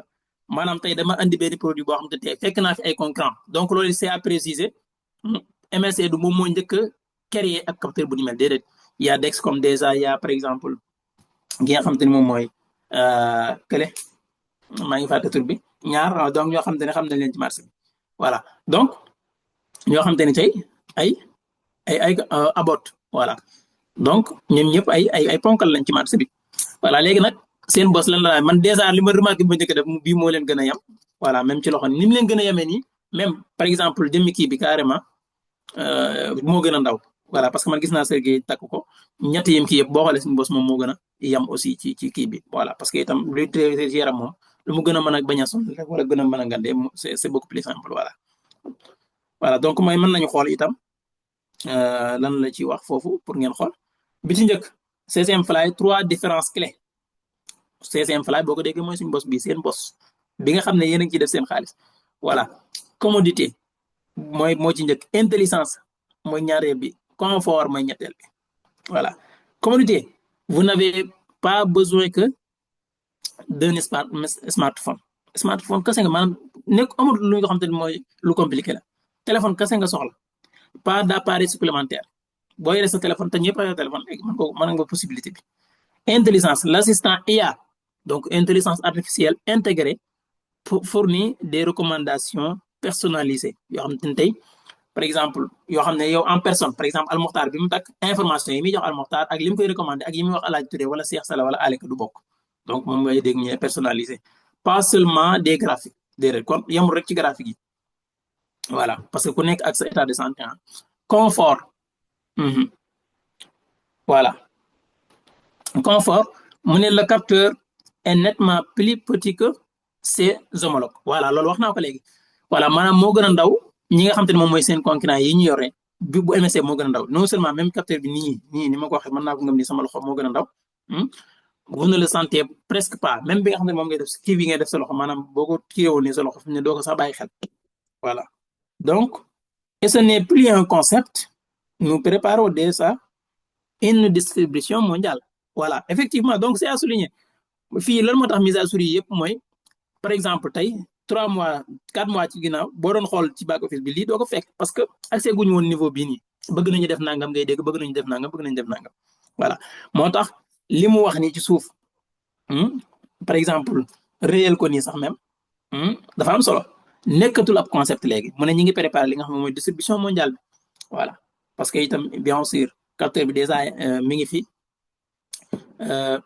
li nga xam te ne moom mooy fexe ba certification bi mi ngi en cours donc yooyu yëpp ay mbir la yoo xam ne nañ ñaan yàlla mu aboutir incha allah voilà donc quel sera le coût du capteur aussi c'est intéressant parce que am na rek ku ma ko laaj semaine bi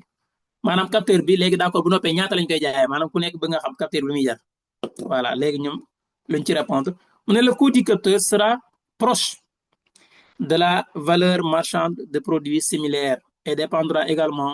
du pays de distribution ou bien voilà donc du pays de distribution foofu lan mooy lan mu ne prix wu capteur bi maanaam njëg gi du sori ak njëgu gi yi fi nekk voilà te loolu c'est normal aussi maanaam les prix du marché du ko sori moo xam bu abord bi moo xam bu par exemple Dexcom bi maanaam du sori prix yooyu noonu voilà du ko sori voilà mën na leen gën a yomb nag mais dina ko jege voilà donc l'objectif kon li la tax a jóg mooy est de rendre le produit accessible même aux pays à faible revenu et d'assurer une utilisation massive sans dégradation de la qualité voilà donc bokk na ci aussi ni ma ko waxee léegi par exemple non seulement dina jege yooyu mais itam day dépendre itam ci pays bi par exemple li muy jar ci marché américain bi ak li muy jar ci marché européen mën na bañ a bokk selon pays bi nga ne par exemple naka lañ def ba andi ko foofu nangam souvent pour mu gën a simple par exemple tey su fekkee comme ni mu amee ci production bi par exemple Dubaï production foofu mi ñu coûté 80 millions ainsi ñu coûté par exemple 40 millions la ñu war a coûté première ligne de production bi donc kon da ngay déjà da ngay gis différence donc yooyu yëpp ay mbir la yoo xam ne yow mën a bàyyi xel la mi ngi mel ne rek bu ma jëloon tey benn ay bagages jëlee ko Dubaï yóbbu Sénégal donc transport bi ma ciy fay nangam et tout ma jëlee ko Dubaï wala ma jëlee ko Chine andi fii wala feneen donc wala jëlee Dubaï andi fii peut-être mu gën a simple et tout donc maanaam li nga ci xam te ne moom nga dépensé maanaam mën na gën a moins cher ci benn pays gën a cher feneen voilà maanaam nekku prix boo xam ne prix fixe la par exemple tey comme Sénégal iPhone li muy jar Dubaï ak li muy jar foofu bokkul li muy jar États-Unis ak li muy jar foofu bokkul donc c'est normal voilà donc yooyu yëpp ay mbir la yoo xam ne lu mat a bàyyi xel la day suyee ci prix bi li nga xam te ne moom mooy capteur bi mais li ma ta noté daal donc bien sûr fixé guñ ko voilà kenn fixé gu ko ne fii la mais du sori prix wu li nga xam te ne moom mooy prix wu yi nga xam te ne moom mooy concurrent yi nga xam te ne day ñoo fi nekk muy capteur yi prix wu capteur daal ci en manière générale du leen sori mën na leen gën a yomb nag bien sûr voilà parce que lu am solo la donc nee na loolu lañ bëgg fexe ba ñëpp am ci accès mais ànd ak loolu lépp dinañ garder li nga xam te ni tey moom mooy qualité wu li nga xam te ni tey moom mooy seen produit voilà dama du caagi ne dañ koy defar mu yomb rek ñu ne dañ ko jox africain yi yombal ko ba pare li mu war a mel du ko mel déedéet day ànd ak baax ba pare teewul ñi ci war a jot ci loolu aussi lu am solo la seen bëgg-bëgg la quel sera le dispositif lecteur pour ce capteur fan lañ koy jaare fan lañ koy xoolee ndax Android la fan lañ koy xoolee fan nga ko mën a kii donc le capteur transmet les données via Bluetooth moo ci njëkk ou NFC directement par exemple pour ñu ko xamul souvent téléphone yu bari daf ciy nekk par exemple sama carte Visa wala sama carte Medar tey bu may fay nga xam ne tey su may génn man soxla wu ma yor carte bancaire soxla wu ma yor cash maanaam xaalis nii sama téléphone laay utiliser pour fay donc voilà peut-être Sénégal kii yogul lu mel noonu man yaatoogul trop maanaam fay comme Visa waxuma wee fa la ni mel mais fay nii da ngay ñëw rek teg sa téléphone affaire bi dem automatiquement donc loolu li la koy permettre NFC la donc genre comme si que Bluetooth la mais du Bluetooth mais liggéeyam la daal voilà moom it di def loolu ci appareil voilà donc benn kon via Bluetooth wala via NFC la donc une application mobile sur votre smartphone voilà moo xam Android la wala iOS la maanaam yi nga xam ne moom mooy nekk ci iPhone yeeg yu ni mel voilà système Android mooy yi nga xam Samsung yi ci des yëpp bu dul iOS maanaam bu dul iPhone donc Android ngay dugg voilà donc et à l'avenir à votre montre intelligente donc mën nee na peut-être disponible mais même à l'avenir mën nga ko def par exemple smartwatch boo ko déggee mooy yi par exemple yi nga xam ne ay tactile la yooyu yëpp mën nga ko ci kii par exemple même bi ma yor nii gis nga par exemple mi may woon déjà état de santé ou par exemple sa xol bi wala yu ni mel donc daf la koy wanaale donc à votre montre intelligente ou d'autres appareils portables wala yeneen appareils yoo xam te ne tey mën nga am accessibilité wu par exemple li nga soxla nga jël ko ci voilà bala nga installé ko ci installé su fekkee am na possibilité di nga ko mën a surveiller foofu donc aucun récepteur particulier n'est nécessaire par exemple soxla woo beneen boo xam te ne tey supplémentaire la voilà maanaam soxla woo yor fii ba fële ngir am information yëpp déedéet donc ce qui rend le système plus pratique li koy te loolu nag moom mooy koy may mu gën a pratique maa nga mën ko jëfandikoo sans problème mobile et peu coûteux à utiliser voilà donc te mën nga ci bañ a am benn problème te it seerul wala jafewut aussi li nga xam te ne moom mooy jëfandikoo à quelle fréquence faut-il remplacer l'appareil voilà par exemple ndax ñetti fan lay diire wala ñeenti fan wala juróomi fan wala une semaine donc kañ nga ko war a changer voilà donc mu ne un capteur est conçu pour environ 14 jours de fonctionnement continu voilà mu ne capteur bu nekk li ko tax a jóg maanaam normalement 14 jours waaye xam naa suñu mbokk yi Afrique moom ba léeg-léeg 14 jours 30 jours lañ koy yóbbu te naan la pourtant maa ngi am information bu noppi waaw loolu nag buñ ko waxee peut-être tekkiwul ne dootul doxat déedéet mais information précise yi nga xam te yaa ngi ko doon am ak efficacité bi ñu doon am mën na wàññeeku voilà parce que itam yàgg nañ ko kii da ngay jël dara sax ñu ne date bi jeex na nga ne garaawut man ab ndonga daar la donc yooyu ngeen bàyyi ko donc yi c'est sensible dafa xaw a sensible quoi voilà donc mën nañ fi nekk naan voilà mën naa dem ba man sama kii mën naa dem ba 20 jours wala 25 jours 14 jours lañ leen wax fukki fan ak ñeent voilà si seen yeeg sàmbeen yi voilà dégg li ma wax laaj Touré bàyyi leen xel loolu baax a baax a baax donc c'est la durée de vie standard pour les dispositifs CCM voilà mooy durée standard voilà mooy normal bi la en tout cas assurant la précision des mesures et la sécurité donc bu weesoo loolu lu ci am mën a amaat après c'est responsabilité ñoom ñu ko defar voilà après la fin de la période de fonctionnement le capteur est facilement remplacé par un nouveau par exemple bu 14 heures matin nga dindi ko nga defaat ci beneen voilà donc comment installer le capteur moo ci des par exemple ne installation facile jafewul l'applicateur automatique place le capteur par exemple comme nii sur l'avant-bras en quelques secondes c'est indolore et ne nécessite pas l'aide d'un médecin voilà ngeen baal ma voilà donc jafewul donc soxlawul tam par exemple benn médecin nga dem pour médecin defaral la ko wala yu ni mel déedéet yow mën nga ko defal sa bopp defe naa gis ngeen ci vidéo yu dul jeex yoo xam ne peut-être bu am est-ce que mu nekk xale bu dee xale yaa koy defal yu ni mel donc liberté totale avec ce capteur vous pouvez nager mën nga féey ak moom kon par exemple bañul ndox defe naa laaj la boo xam ne peut-être mën nañu dikkal ñu bari ndax lii moom ba ndox mi du ci kii kon bu luñ la wax ne mën ngaa féey ak moom mën nga vous pouvez par exemple entraîner et vivre une vie active sans restriction mën nga entraîner li nga bëgg a def voilà maanaam comme ni nga baaxoo def daal voilà sans problème mën nga koy def te du la yàqal dara voilà donc voilà donc heure baa ngi dem voilà donc gars yi naan voilà mais garaawul mën nañu àggale partie bi aussi à propos des investissements parce que itam li duf ci nag bi xajul ci cin li donc mën nañu yem beneen yoon ñu gën a àggale daal ci yeneen bi incha allah donc mais mën nañu àggale partie bi à propos des investissements comment investir et enregistrer les parts loolu xam ngeen ko donc voilà jaruñu ci taxaw naka ngay investir ak naka ngay enregistrer parts c'est ce qui donne l'achat des parts d'investissement de la société lan mooy joxe li nga xam ne moom mooy achat des parts lan nga ci mën a amee tout donc loolu itam defe naa wax nañ ko bi wala lan luñ koy waxeeti wax nañ ci bataay statut d'investisseur du projet un actif numérique qui vous est attribué dans votre back office l'augmentation potentielle de la valeur des parts d'investissement au fur et à mesure du développement du projet donc yii wax nañ ci bataay donc jaruñu ci taxawaat aussi quel montant donc ku ci bëgg a kii at mos la fekk aussi s'il vous plaît man ngeen revoir at seetaan vidéo yi nga xam ne yàgg nañ ko def ci yi nga xam ne présentation projet bi lañ ko def carrément donc quel montant prêt donc ou bien peut-être investi loolu itam xam ngeen ko minimum $500 wala $50 même $50 comme ni nga ko wala sax léegi $10 avec pack de $100 tu peux payer même sur 10 mois $10 voilà wax dëgg yàlla loolu moom la accessible la pour tous voilà wala $50 par mois voilà donc moo xam pack 1500 voilà les montants moyens des investissements dans le projet aussi mu ne bi digg doomu provenant des particuliers c'est de 3000 voilà donc kon léeg-léeg sax ñi nga xam ne ñi ngi yor 250 wala par exemple $100 wala $500 $1000 donc wala $1500 donc mën nañ jàpp ne yooyu yëpp ba tey dañuy wax ne petit pack la mais yi gën a yi nga xam ne moo digg doomu daal souvent mi ngi kon entre $3000 voilà donc pagu $3000 donc mooy provenant des particuliers wala buñ xayma woon donc di digg doomu yi kon $3000 la jëm kaw voilà donc comme ni ma leen ko waxee à partir de $10 même élève mën nga commencer sans problème voilà investissement ma waxati ko donc nekkul loo xam ne papa nga yor ay millions wala nangeen ngi mën ko def donc am nga possibilité wu activer sa pack di ko fay par moratoire par exemple ci 10 mois 20 mois am na sax même ba 30 mois voilà donc wax dëgg yàlla yooyu yëpp ay opportunité la te peut-être les parts arrêteraient ci li nga xam te ni moom mooy 2026 bi c'est une possibilité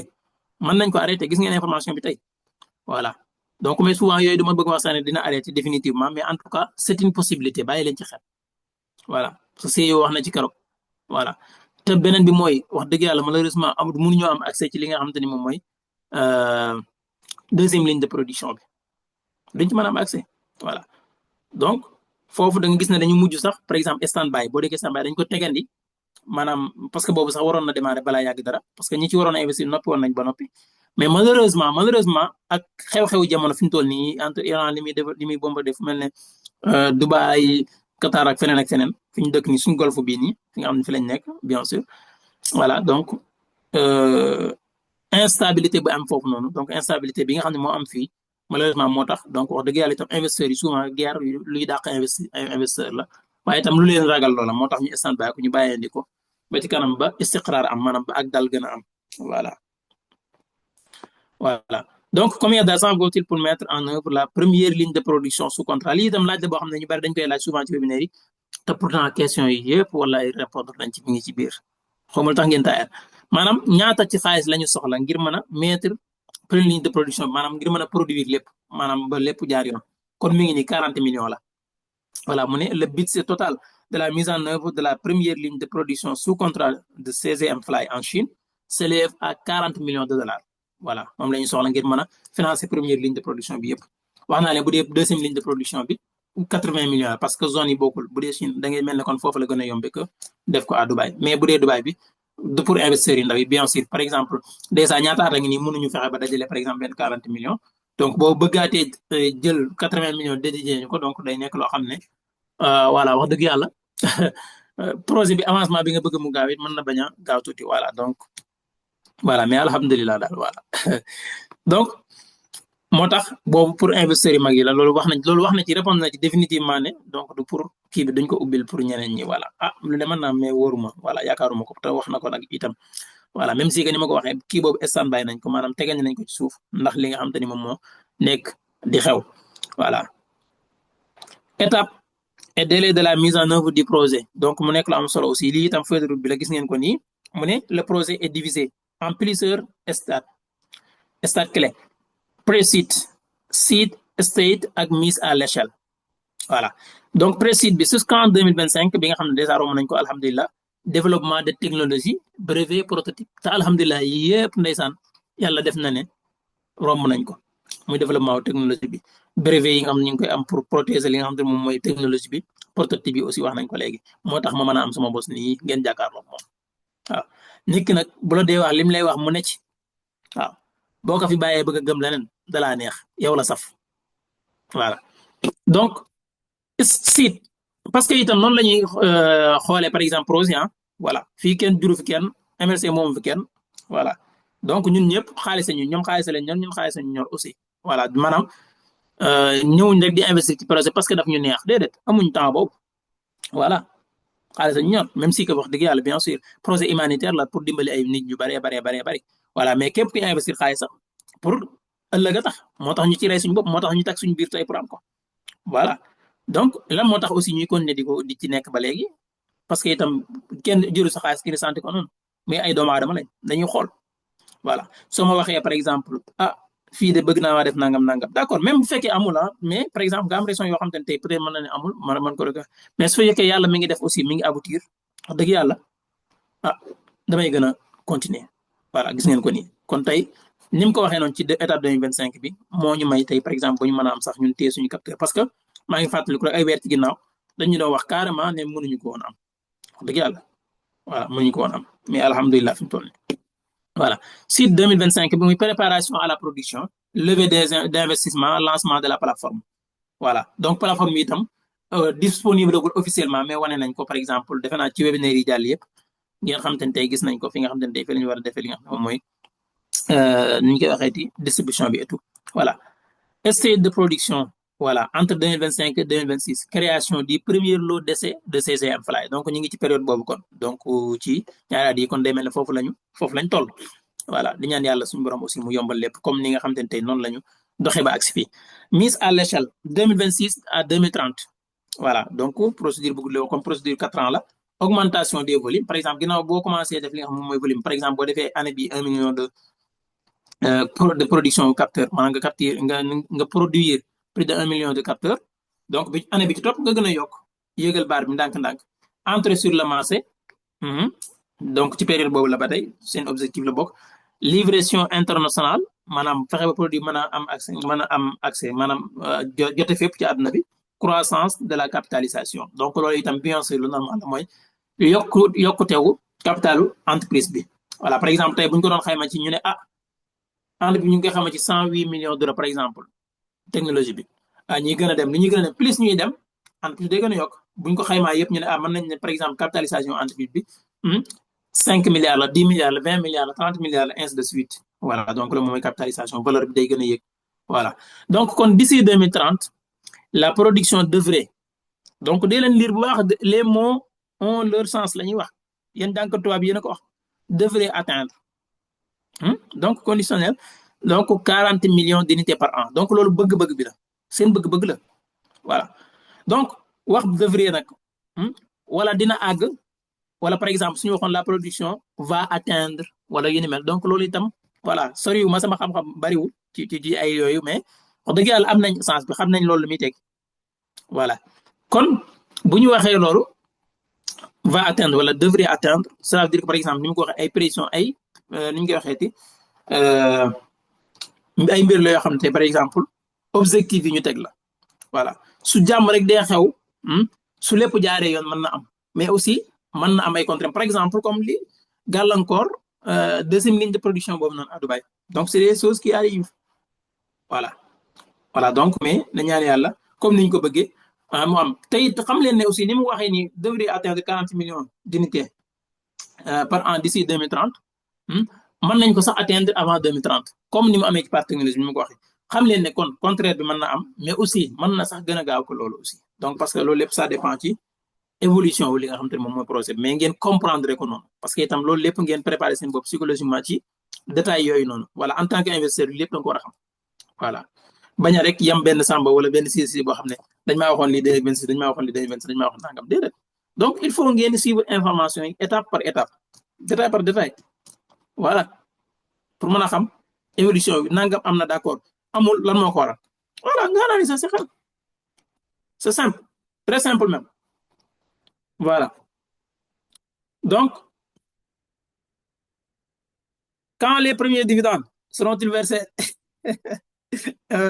question boo xamante ni tey vraiment si exam bi ni quoi voilà donc nga dégg ngeen ko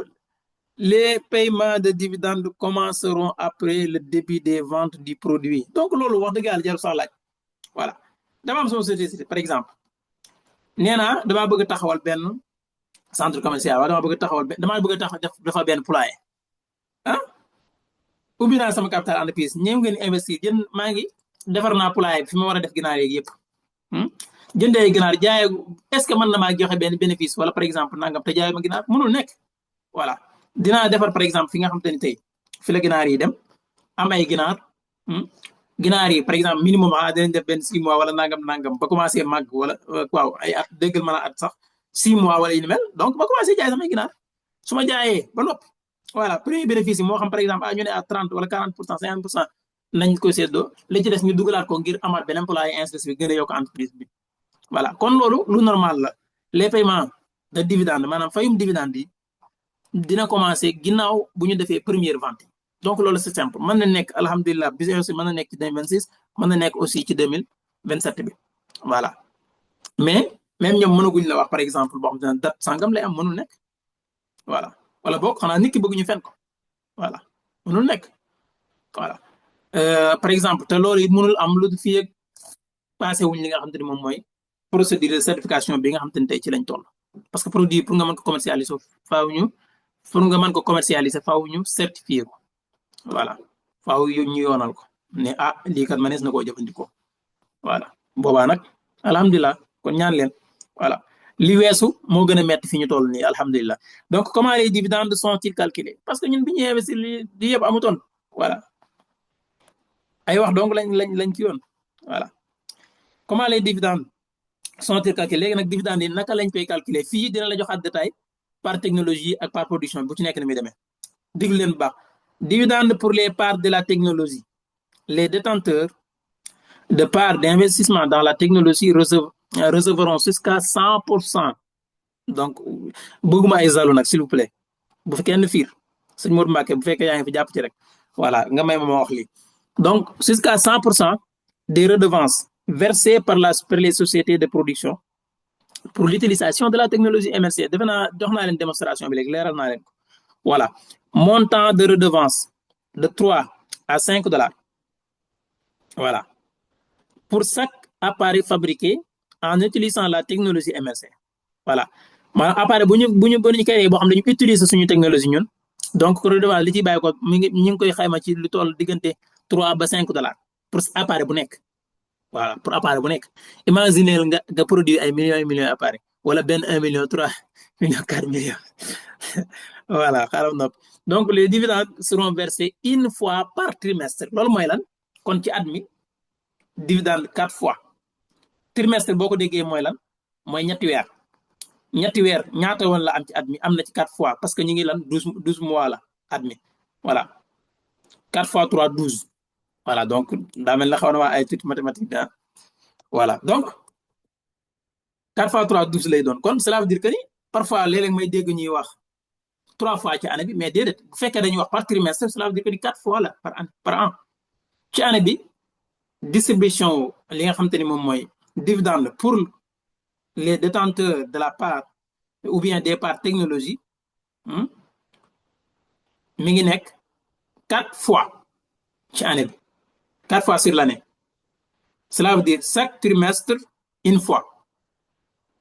par trimestre donc une fois par trimestre concernant la ligne de production bi nga xamante ni moom moo nekk en cours les détenteurs de parts d'investissement de la première ligne de production en Chine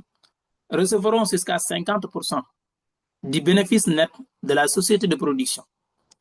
Les dividendes seront calculés une fois par an en fonction des résultats financiers de l'année.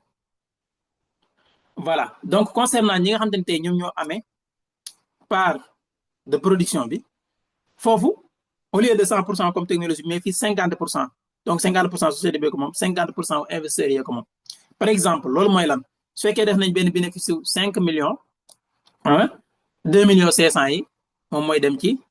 investisseurs yi yeneen 2 millions 500 yi ci entreprise bi bu dee 10 millions la 5 millions yi investisseurs yi ko moom voilà naka lañ koy calculer da ngay jël par exemple 10 millions yëpp nga daal koy diviser ci 50 milliards yi nga xam te ne moom mooy ligne de production bi lam lay jox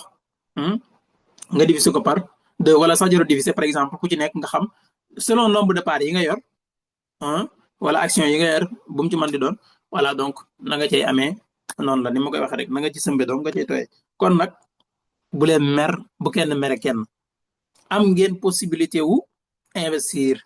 xam ngeen ne lépp fii ak le 1er avril bii 2 jours moo ci des fi may wax ak yéen nii sax man maa ngi ci le 30 fi mu toll nii waaw dugg naa 30 xam naa yéen duggagu leen ci kanam tuuti des na leen ñaari waxtu wala ñett pour ngeen dugg ci fi mu toll nii gasi maanaam paar yi day gën a seer te am ngeen trop possibilité fi mu toll promotion yu neex a am nii promotion wu bi nga xam te ne tey par exemple joxe nañ ko rek ci webinaire bi boo xam te ne tey daf lay permettre sa premier paiement par exemple boo doon activé pagu $5000 au lieu ngay fay $200 da ngay am réduction wu 20%. voilà da ngay am réduction 20%. kon doo fay $200 ci paiement bu njëkk bi te pourtant boo defee dépôt par exemple $200 am $260 aussi. voilà ainsi de suite selon montant bi nga dugal di nga am kii non seulement nga amaat beneen ni ñu koy waxeeti réduction ci biir pack bi nga xam ne moom nga activé. voilà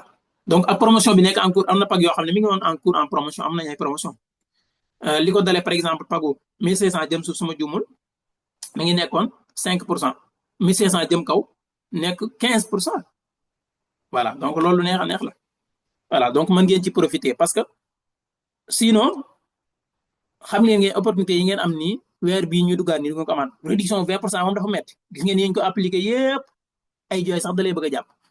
c'est que ñun ñi nga xam ne am nañ tuuti aspar ba ñenn ñi ñu ko ñëwee as tuut ñun ñoo koy réccu waxuma la koo xam te ne tey amul lu bari. voilà pour en tout cas kon ñi ko man s'il vous plaît bu ngeen ko mënee yokk leen seen épargne teel leen ko réserver léegi du leen wàññi dara. voilà kon dividende yi leer na niñ koy calculer donc concernant ñaar yëpp kon ay questions la yoo xam ne daanaka souvent mën nañ la koy laaj mais yëpp s'il vous plaît tontu nañ ci comme nii. voilà am ngeen possibilité aussi dem di ko xool dee leen lire. voilà dans combien de jours le pack sera-t-il annulé s'il y a un paiement en retard question bu am solo aussi boo xam ne dina yitteel ñëpp. voilà maanaam bu fekkee da ngaa waroon a fayoo pack bi tardé ñaata fan lañ la may pour nga def ko mu ne le pack sera annulé 20 jours après la date de paiement prévu par le calendrier. MSC bu fekkee dese nga 5 jours wala 2 jours da lay teel a alerter ne la gaawal kat sa pack bi bala léegi nga fay war nga ko fay date sàngam du ci yam su date bi ñëwee dina la alerter aussi wax na la am nga li nga xam te ni moom mooy retard du ci yam da la koy fàttali mën naa ne 20 jours yëpp mën na la koy fàttali bu 20 jours yi jeexee nag te fayoo ko mën nañ ko annuler te bokk na ci itam li censé après aussi pack yi ñu annuler kenn dootu ko mën a restituer loolu itam ngeen bàyyi ko xel surtout yi yàgg yi. voilà donc nous vous recommandons de recharger votre compte à l'avance et d'activer le paiement automatique à partir du compte. souvent lii moom pour ñi nga xam ne ay fàttali da leen yomb wala leen ñu leen dama ko fàtte woon mais lii mu leen conseillé nii man ngeen ko def man ngeen recharger seen compte bàyyi fa xaalis daal di activer paiement automatique bi. voilà loolu sax jaru ko bu la neexee avancer pack yi man méthode boobu laa gën a jël moo gën. waaw mais bu la neexee bu fekkee da ngay fàtte te bëggoo kii def ko fa après yow nga bàyyi noonu par exemple fekkee de damay fay man le 5 rek laay fay te maa ngi war a fay le 10 wala nangam bu le 5 jotee même boo warut a fay léegi dugal defal kii par exemple dagg naa sama salaire li ma war a def ci investissement bi dugal ko nga bàyyi noonu activer paiement automatique bu date bi ñëwee moom dina ko fay automatiquement wala boo duggee nga fay ko sax xajaru xaar paiement bi di agsi. voilà donc yooyu ay mbir la yoo xam nit ki mën na ko def donc le paiement di pack bokk effectué sans retard et récompensé par des parts d'investissement bonus loolu itam gën cee neexati. voilà maanaam paiement bi nga xam te ne tey war nga koo def soo ko defee sans retard maanaam boo fayee sa pack yëpp te amul retard dañ lay may ay part bonus loolu tam neex la. voilà su fekkee da nga fayee en avance aussi di nga am part bonus loolu tamit neex la. voilà donc yooyu yëpp ay avantages la yoo xam ne wax dëgg yàlla nit ki amul lu mu ciy perte en réalité. voilà projet bi dina ci gagné parce que itam investissement yi mu war a jot dina ko jot ci nu mu gën a gaawee ngir gën a mën a gaawal doxin bi yow mi nga xam ne def nga loolu aussi di nga ci gis sa bopp. voilà donc yooyu ay mbir la yoo xam ne aussi lu am solo la. voilà donc où puis voir les parts d'investissement que j'ai acheté. voilà fan laa ko mën a gisee loolu jëruñu ci taxaw waxoon nañ leen ko voilà bu présenté nañ ko comme webinaire yi nga xam ne ñu ko doon def ci back office bu ngeen ko duggee di ngeen ko gis. voilà boo demee mes investissements et tout comment enregistrer des parts aussi loolu tamit wax nañ ko fi. voilà bu ngeen demee fi nga xam te ne moom mooy document di ngeen ko fa fekk. voilà defoon nañ ci vidéo aussi. voilà où puis voir mon calendrier de paiement aussi loolu tam gis ngeen ko nii mes investissements bu ngeen ko demee di ngeen ko gis. voilà quelle est la différence entre le compte d'investissement et le portefeuille électronique leeral naa ko aussi ci back office bi. j'ai effectué un double paiement de mon pack, mais dans le calendrier de paiement, il est indiqué qu'un autre paiement mensuel doit être effectué déjà le mois prochain. Pourquoi ça? Voilà, loolu itam xam naa question la boo xam ñu bari nañ koy laaj mu ne le double paiement vous permet d'obtenir des parts bonus à votre pack loolu leeral naa ko léegi kon double paiement du la tee fay mois bi ci topp déedéet su fekkee da ngaa bëgg a payer en avance doo cliquer double paiement da nga koy bàyyi noonu nga sélectionner 2 mois yi nga bëgg a fay nga bës voilà par exemple su fekkee dama bëgg avance 3 mois yoo xam te ni tey damaa bëgg su fekkee ci 3 mois yi même su ma amee gàllankoor bañ a fay nga xam ne peut-être parce que itam loolu day am mën nga am soxla boo xam ne peut-être mën nga ko dugal fene wala yaa ngi ci pour rek parce que loolu day am ñun ñëpp dañu am soxla yu ñu xam ne urgent lay doon mën nga utiliser méthode boobu souvent man personnellement loolu laa la faral di utiliser damay pousse boo xam te ni pousse 6 mois la nga xam ne su ma même bu ma neexee su ma fay du am problème voilà su ko defee ginnaaw bu ma poussé 6 mois bari na heure bu may fayaat par double paiement laay fay wala sax parfois triple paiement wala sax quadruplé voilà donc souvent noonu laa koy defee parce que la noonu lay damay accumuler samay parts intelligemment su ma waroon a am 5 millions de parts ba moytu buy jeex dina am 5 millions 100 wala 5 millions 200 parts donc méthode la boo xam ne bu efficace la mën ngeen ko utiliser voilà bu am solo sax voilà mais nag bàyyil xel li mu wax fii bien sûr su fekkee da ngaa sélectionné option double paiement te li nga ci bëggoon mooy da ngaa bëgg avance pack bokkut ak ni ñu koy waxee ti maanaam du la tee fay mois bi ci topp loolu lan la lay permettre mooy le fait que def naa double paiement dafa am ay part bonus yu ñu may loolu lay jariñ kon si vous utilisez l'option de double paiement le prochain paiement devra être effectué dans 30 jours voilà ça c'est clair aussi voilà kon baax na comment désactiver le paiement automatique loolu lu facile la fi nga ko gis noonu ñu bind ko fa boo demee mes investissements mais wala mes tempéraments bu fekkee da nga koo kose woon da nga koy décoser rek voilà donc où les fonds ont-ils été débités de votre compte voilà kon mu ne toutes les transactions peuvent être consultées dans la sélection transaction monétaire voilà mooy bi nga xam te ni tey moom ngay utiliser ni ñu koy waxeeti maanaam par exemple wala mouvement yu compte yëpp boo demee di nga ko fekk foofu noonu voilà maanaam transaction monétaire boo fa demee di nga ko fa gis donc vous devez y sélectionner le compte souhaité moo xam compte d'investissement wala compte portefeuille bi nga soxla puis cliquer sur l'onglet mouvement des fonds boo cliquer mouvement des fonds dina la wan détail yëpp voilà mooy transaction yi nga def ak nangam yooyu yëpp mën nga ko xam voilà donc est-il possible de fusionner plusieurs paiements d'investissement en un seul oui bien sûr donc mu ne non il est impossible de fusionner des packs d'investissement waaw loolu itam mënut a nekk voilà donc nit ki mënul fusionner maanaam par exemple est-il possible de fusionner plusieurs packs d'investissement bokk en un seul maanaam par exemple nga sélectionné 2 ba 3 packs nga bëgg ko fay benn yoon loolu mënul nekk mais bien sûr mën na nekk su fekkee te dama activé benn pack ma activé ma conseil yëpp mooy yi ma war a fay yëpp ma bës ko fay ko benn yoon voilà mais su fekkee dama am 2 3 pack damay fay bu nekk ma fay ko par exemple su fekkee dama am benn pack bëgg a fayandoo yëpp wala par exemple supposons ma am ñaari pack $1000 bëgg na maa fayandoo ñaari yëpp maanaam ma def dépôt $2000 par exemple pour li ci des damay sélectionner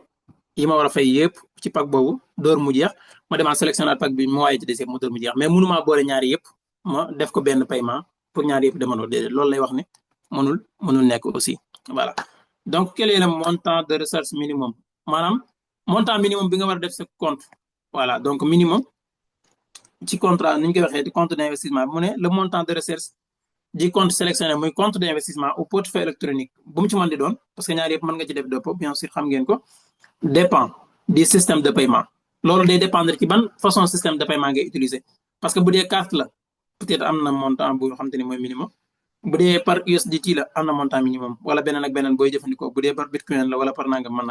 voilà mu ne aller dans la section transaction monétaire puis alimenter le compte et indiquer le montant de recherche souhaité. Après cela, vous verrez tous les systèmes de paiement disponibles qui correspondent à votre nationalité et le montant de la recherche. Donc, boo demee ba xam yow bi nga bëgg a jaare ban la boo ko xoolee boo defee montant bi nga ci di nga ko gis voilà donc moo tax kon neexut a préciser ne nangam la déedéet voilà donc mais boo demee selon fi nga nekkee selon moyen de paiement bi nga utiliser mën nga am information yooyu noonu voilà kon yeneen question yi ci des dañ koy taxawandi foofu incha allah peut-être beneen yoon dinañ am temps wu ñëwaat ci mais yi ci ëpp solo nga xam ne moo concerné entreprise bi concerné li nga xam te ni moom mooy à propos de MSC ñëw nañ ci bien sûr voilà donc peut-être beneen yoon dinañ am possibilité wu man koo àggale voilà incha allahu rabbi voilà ma ñëw jël ay question bu fekkee am na wala itam ndax am na ay intervention incha allah alhamdulillah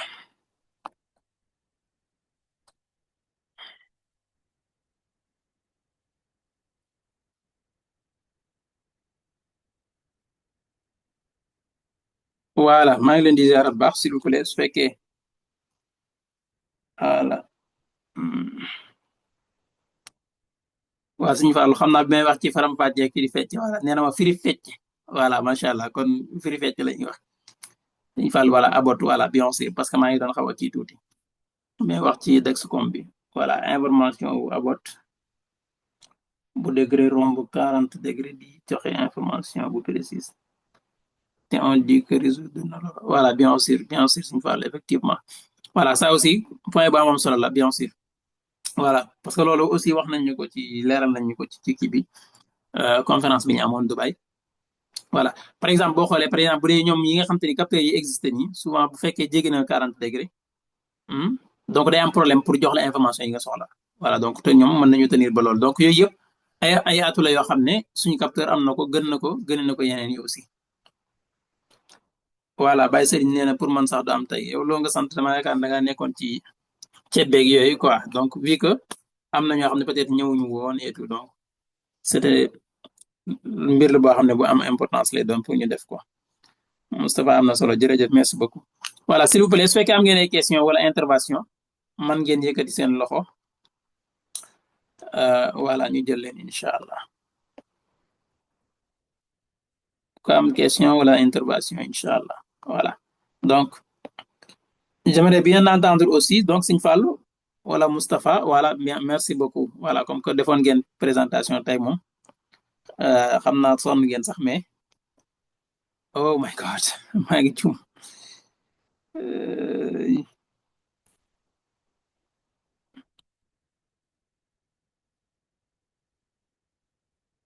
Sëñ Fall mën nga ubbi sa micro dama juum sax def la autant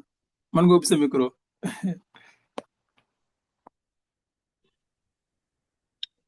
salaamaaleykum. waaleykum salaam ñu ngi leen di siyaare bu baax a baax toute la communauté MLC voilà donc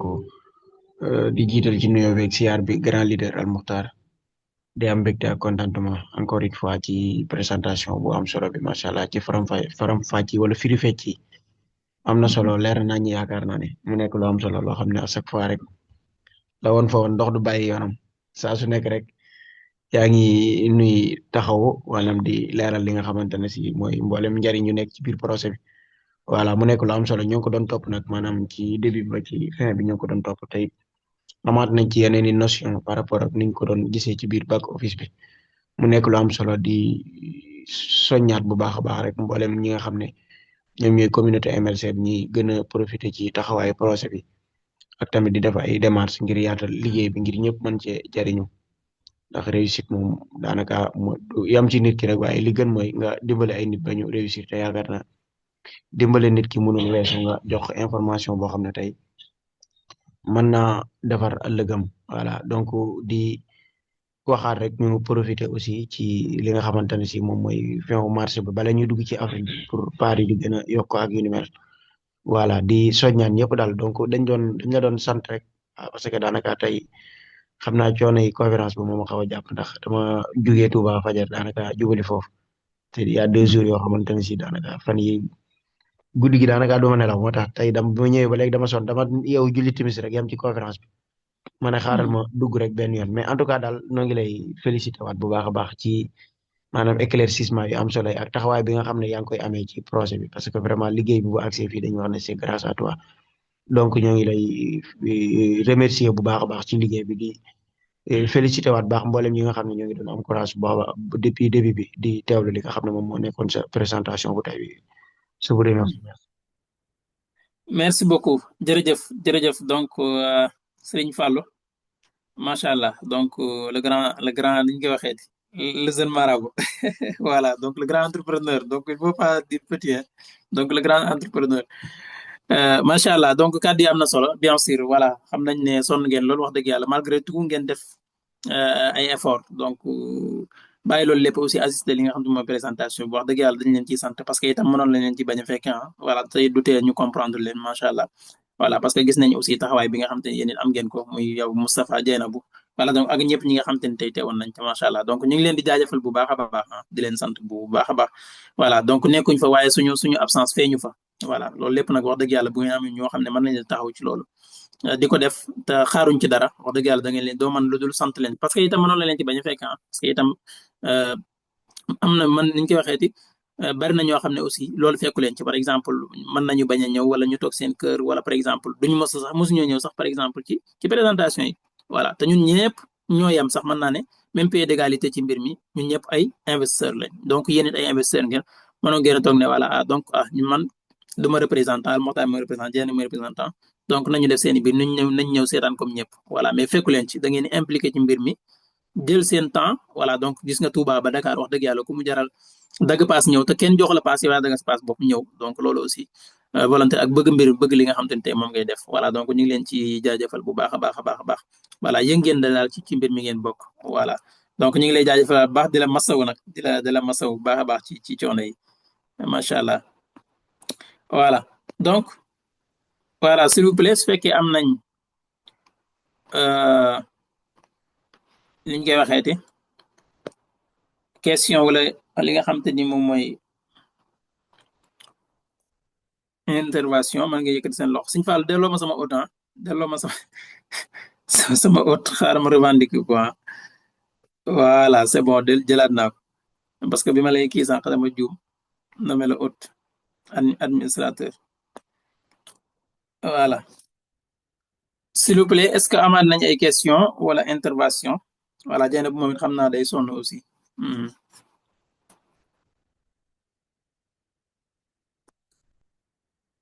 ok su fekkee amuñu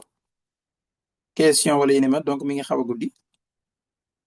voilà ñu bàyyi leen comme que ñu bari ñu ngi woon ci kii bi aussi li nga xam te ne moom mooy présentation bi te xaw na metti aussi wax dëgg yàlla ñu ngi leen di jaajëfal voilà ok kon ñu ngi leen di jaajëfal di leen jox dig daje incha allah présentation bi am li nga xam ne moom mooy vendredi te Dieynabou di ko def incha allah en français ngeen mën ko assister ndem soob na yàlla incha allah bu dee wolof bi aussi incha allah ñu leen di jox dig daje ak jàmm incha allah dimanche ndem soob na yàlla dina wax ngeen profité bu baax a baax bala pari yi gën a yokk voilà donc loolu moom njariñ ci taxaw di leen wax njariñ li parce que xam ngeen ko du première fois muy am voilà kon ñu ngi leen di jaajëfal bu baax a baax a baax incha allah donc di jaajëfal ñëpp ñi nga xam te ne tey teewoon ngeen fi jërë ngeen jëf